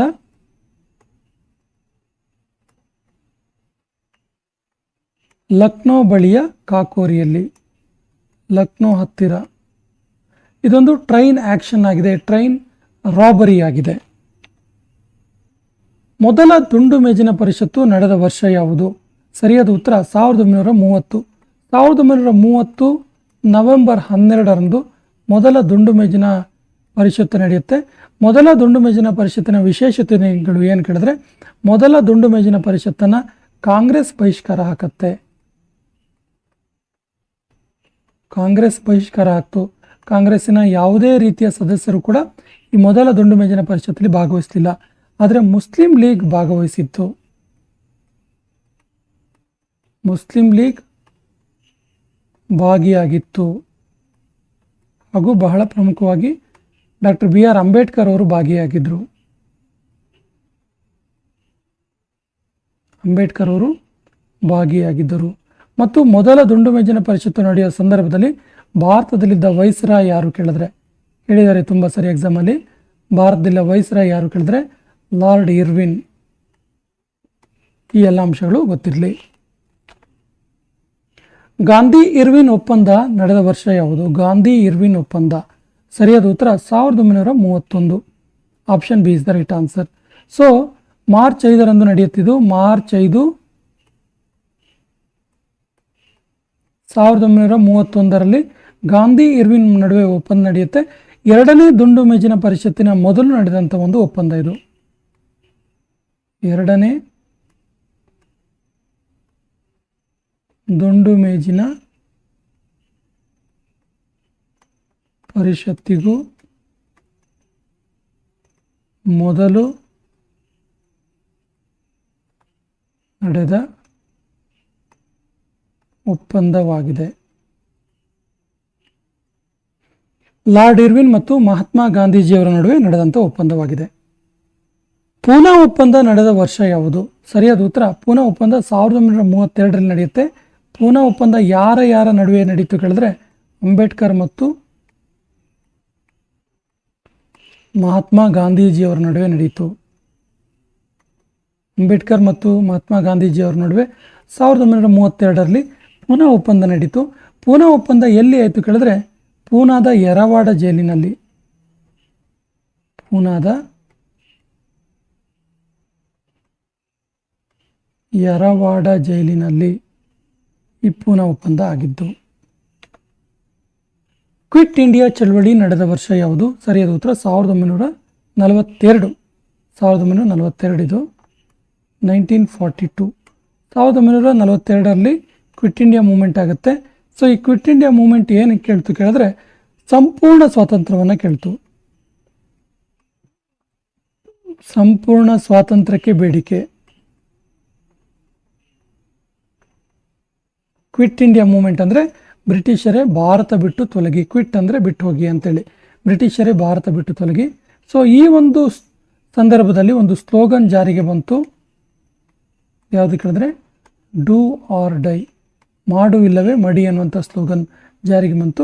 ಸೊ ಈ ಕ್ವಿಟ್ ಇಂಡಿಯಾ ಮೂವ್ಮೆಂಟನ್ನು ಆಗಸ್ಟ್ ಕ್ರಾಂತಿ ಅಂತ ಕೂಡ ಕರೀತಾರೆ. ಇಂಪಾರ್ಟೆಂಟ್ ನೋಟ್ ಮಾಡ್ಕೊಳ್ಳಿ. ಯಾವ ಚಳುವಳಿಯನ್ನು ಆಗಸ್ಟ್ ಕ್ರಾಂತಿ ಅಂತ ಕರೀತಾರೆ ಕೇಳಿದ್ರೆ ಕ್ವಿಟ್ ಇಂಡಿಯಾ ಮೂವ್ಮೆಂಟ್.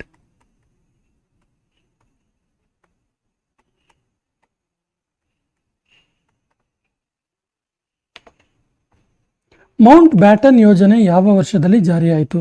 ಸರಿಯಾದ ಉತ್ತರ 1947ರಲ್ಲಿ ಜಾರಿಯಾಗಿದ್ದು ಮೌಂಟ್ ಬ್ಯಾಟನ್ ಯೋಜನೆ. ಮೌಂಟ್ ಬ್ಯಾಟನ್ ಯೋಜನೆ ಬಗ್ಗೆ ಹೇಳೋದಾದರೆ ಇದು ಜೂನ್ 3, 1947ರಲ್ಲಿ ಜಾರಿಯಾದಂಥ ಒಂದು ಯೋಜನೆಯಾಗಿದೆ. ಸೊ ಈ ಯೋಜನೆಯ ಪ್ರಕಾರ ಭಾರತ ಮತ್ತು ಪಾಕಿಸ್ತಾನ ಪ್ರತ್ಯೇಕ ರಾಷ್ಟ್ರಗಳಾಗಿ ಹೊರಹೊಮ್ಮಿದವು, ಸೆಪ್ರೇಟ್ ಆದವು. ಮತ್ತು ಮೌಂಟ್ ಬ್ಯಾಟನ್ ಯೋಜನೆಯಲ್ಲಿಯೇ ಭಾರತ ಮತ್ತು ಪಾಕಿಸ್ತಾನದ ನಡುವೆ ರ್ಯಾಡ್ಕ್ಲಿಫ್ ಲೈನ್ ಗಡಿರೇಖೆಯನ್ನು ಗುರುತಿಸಲಾಯಿತು.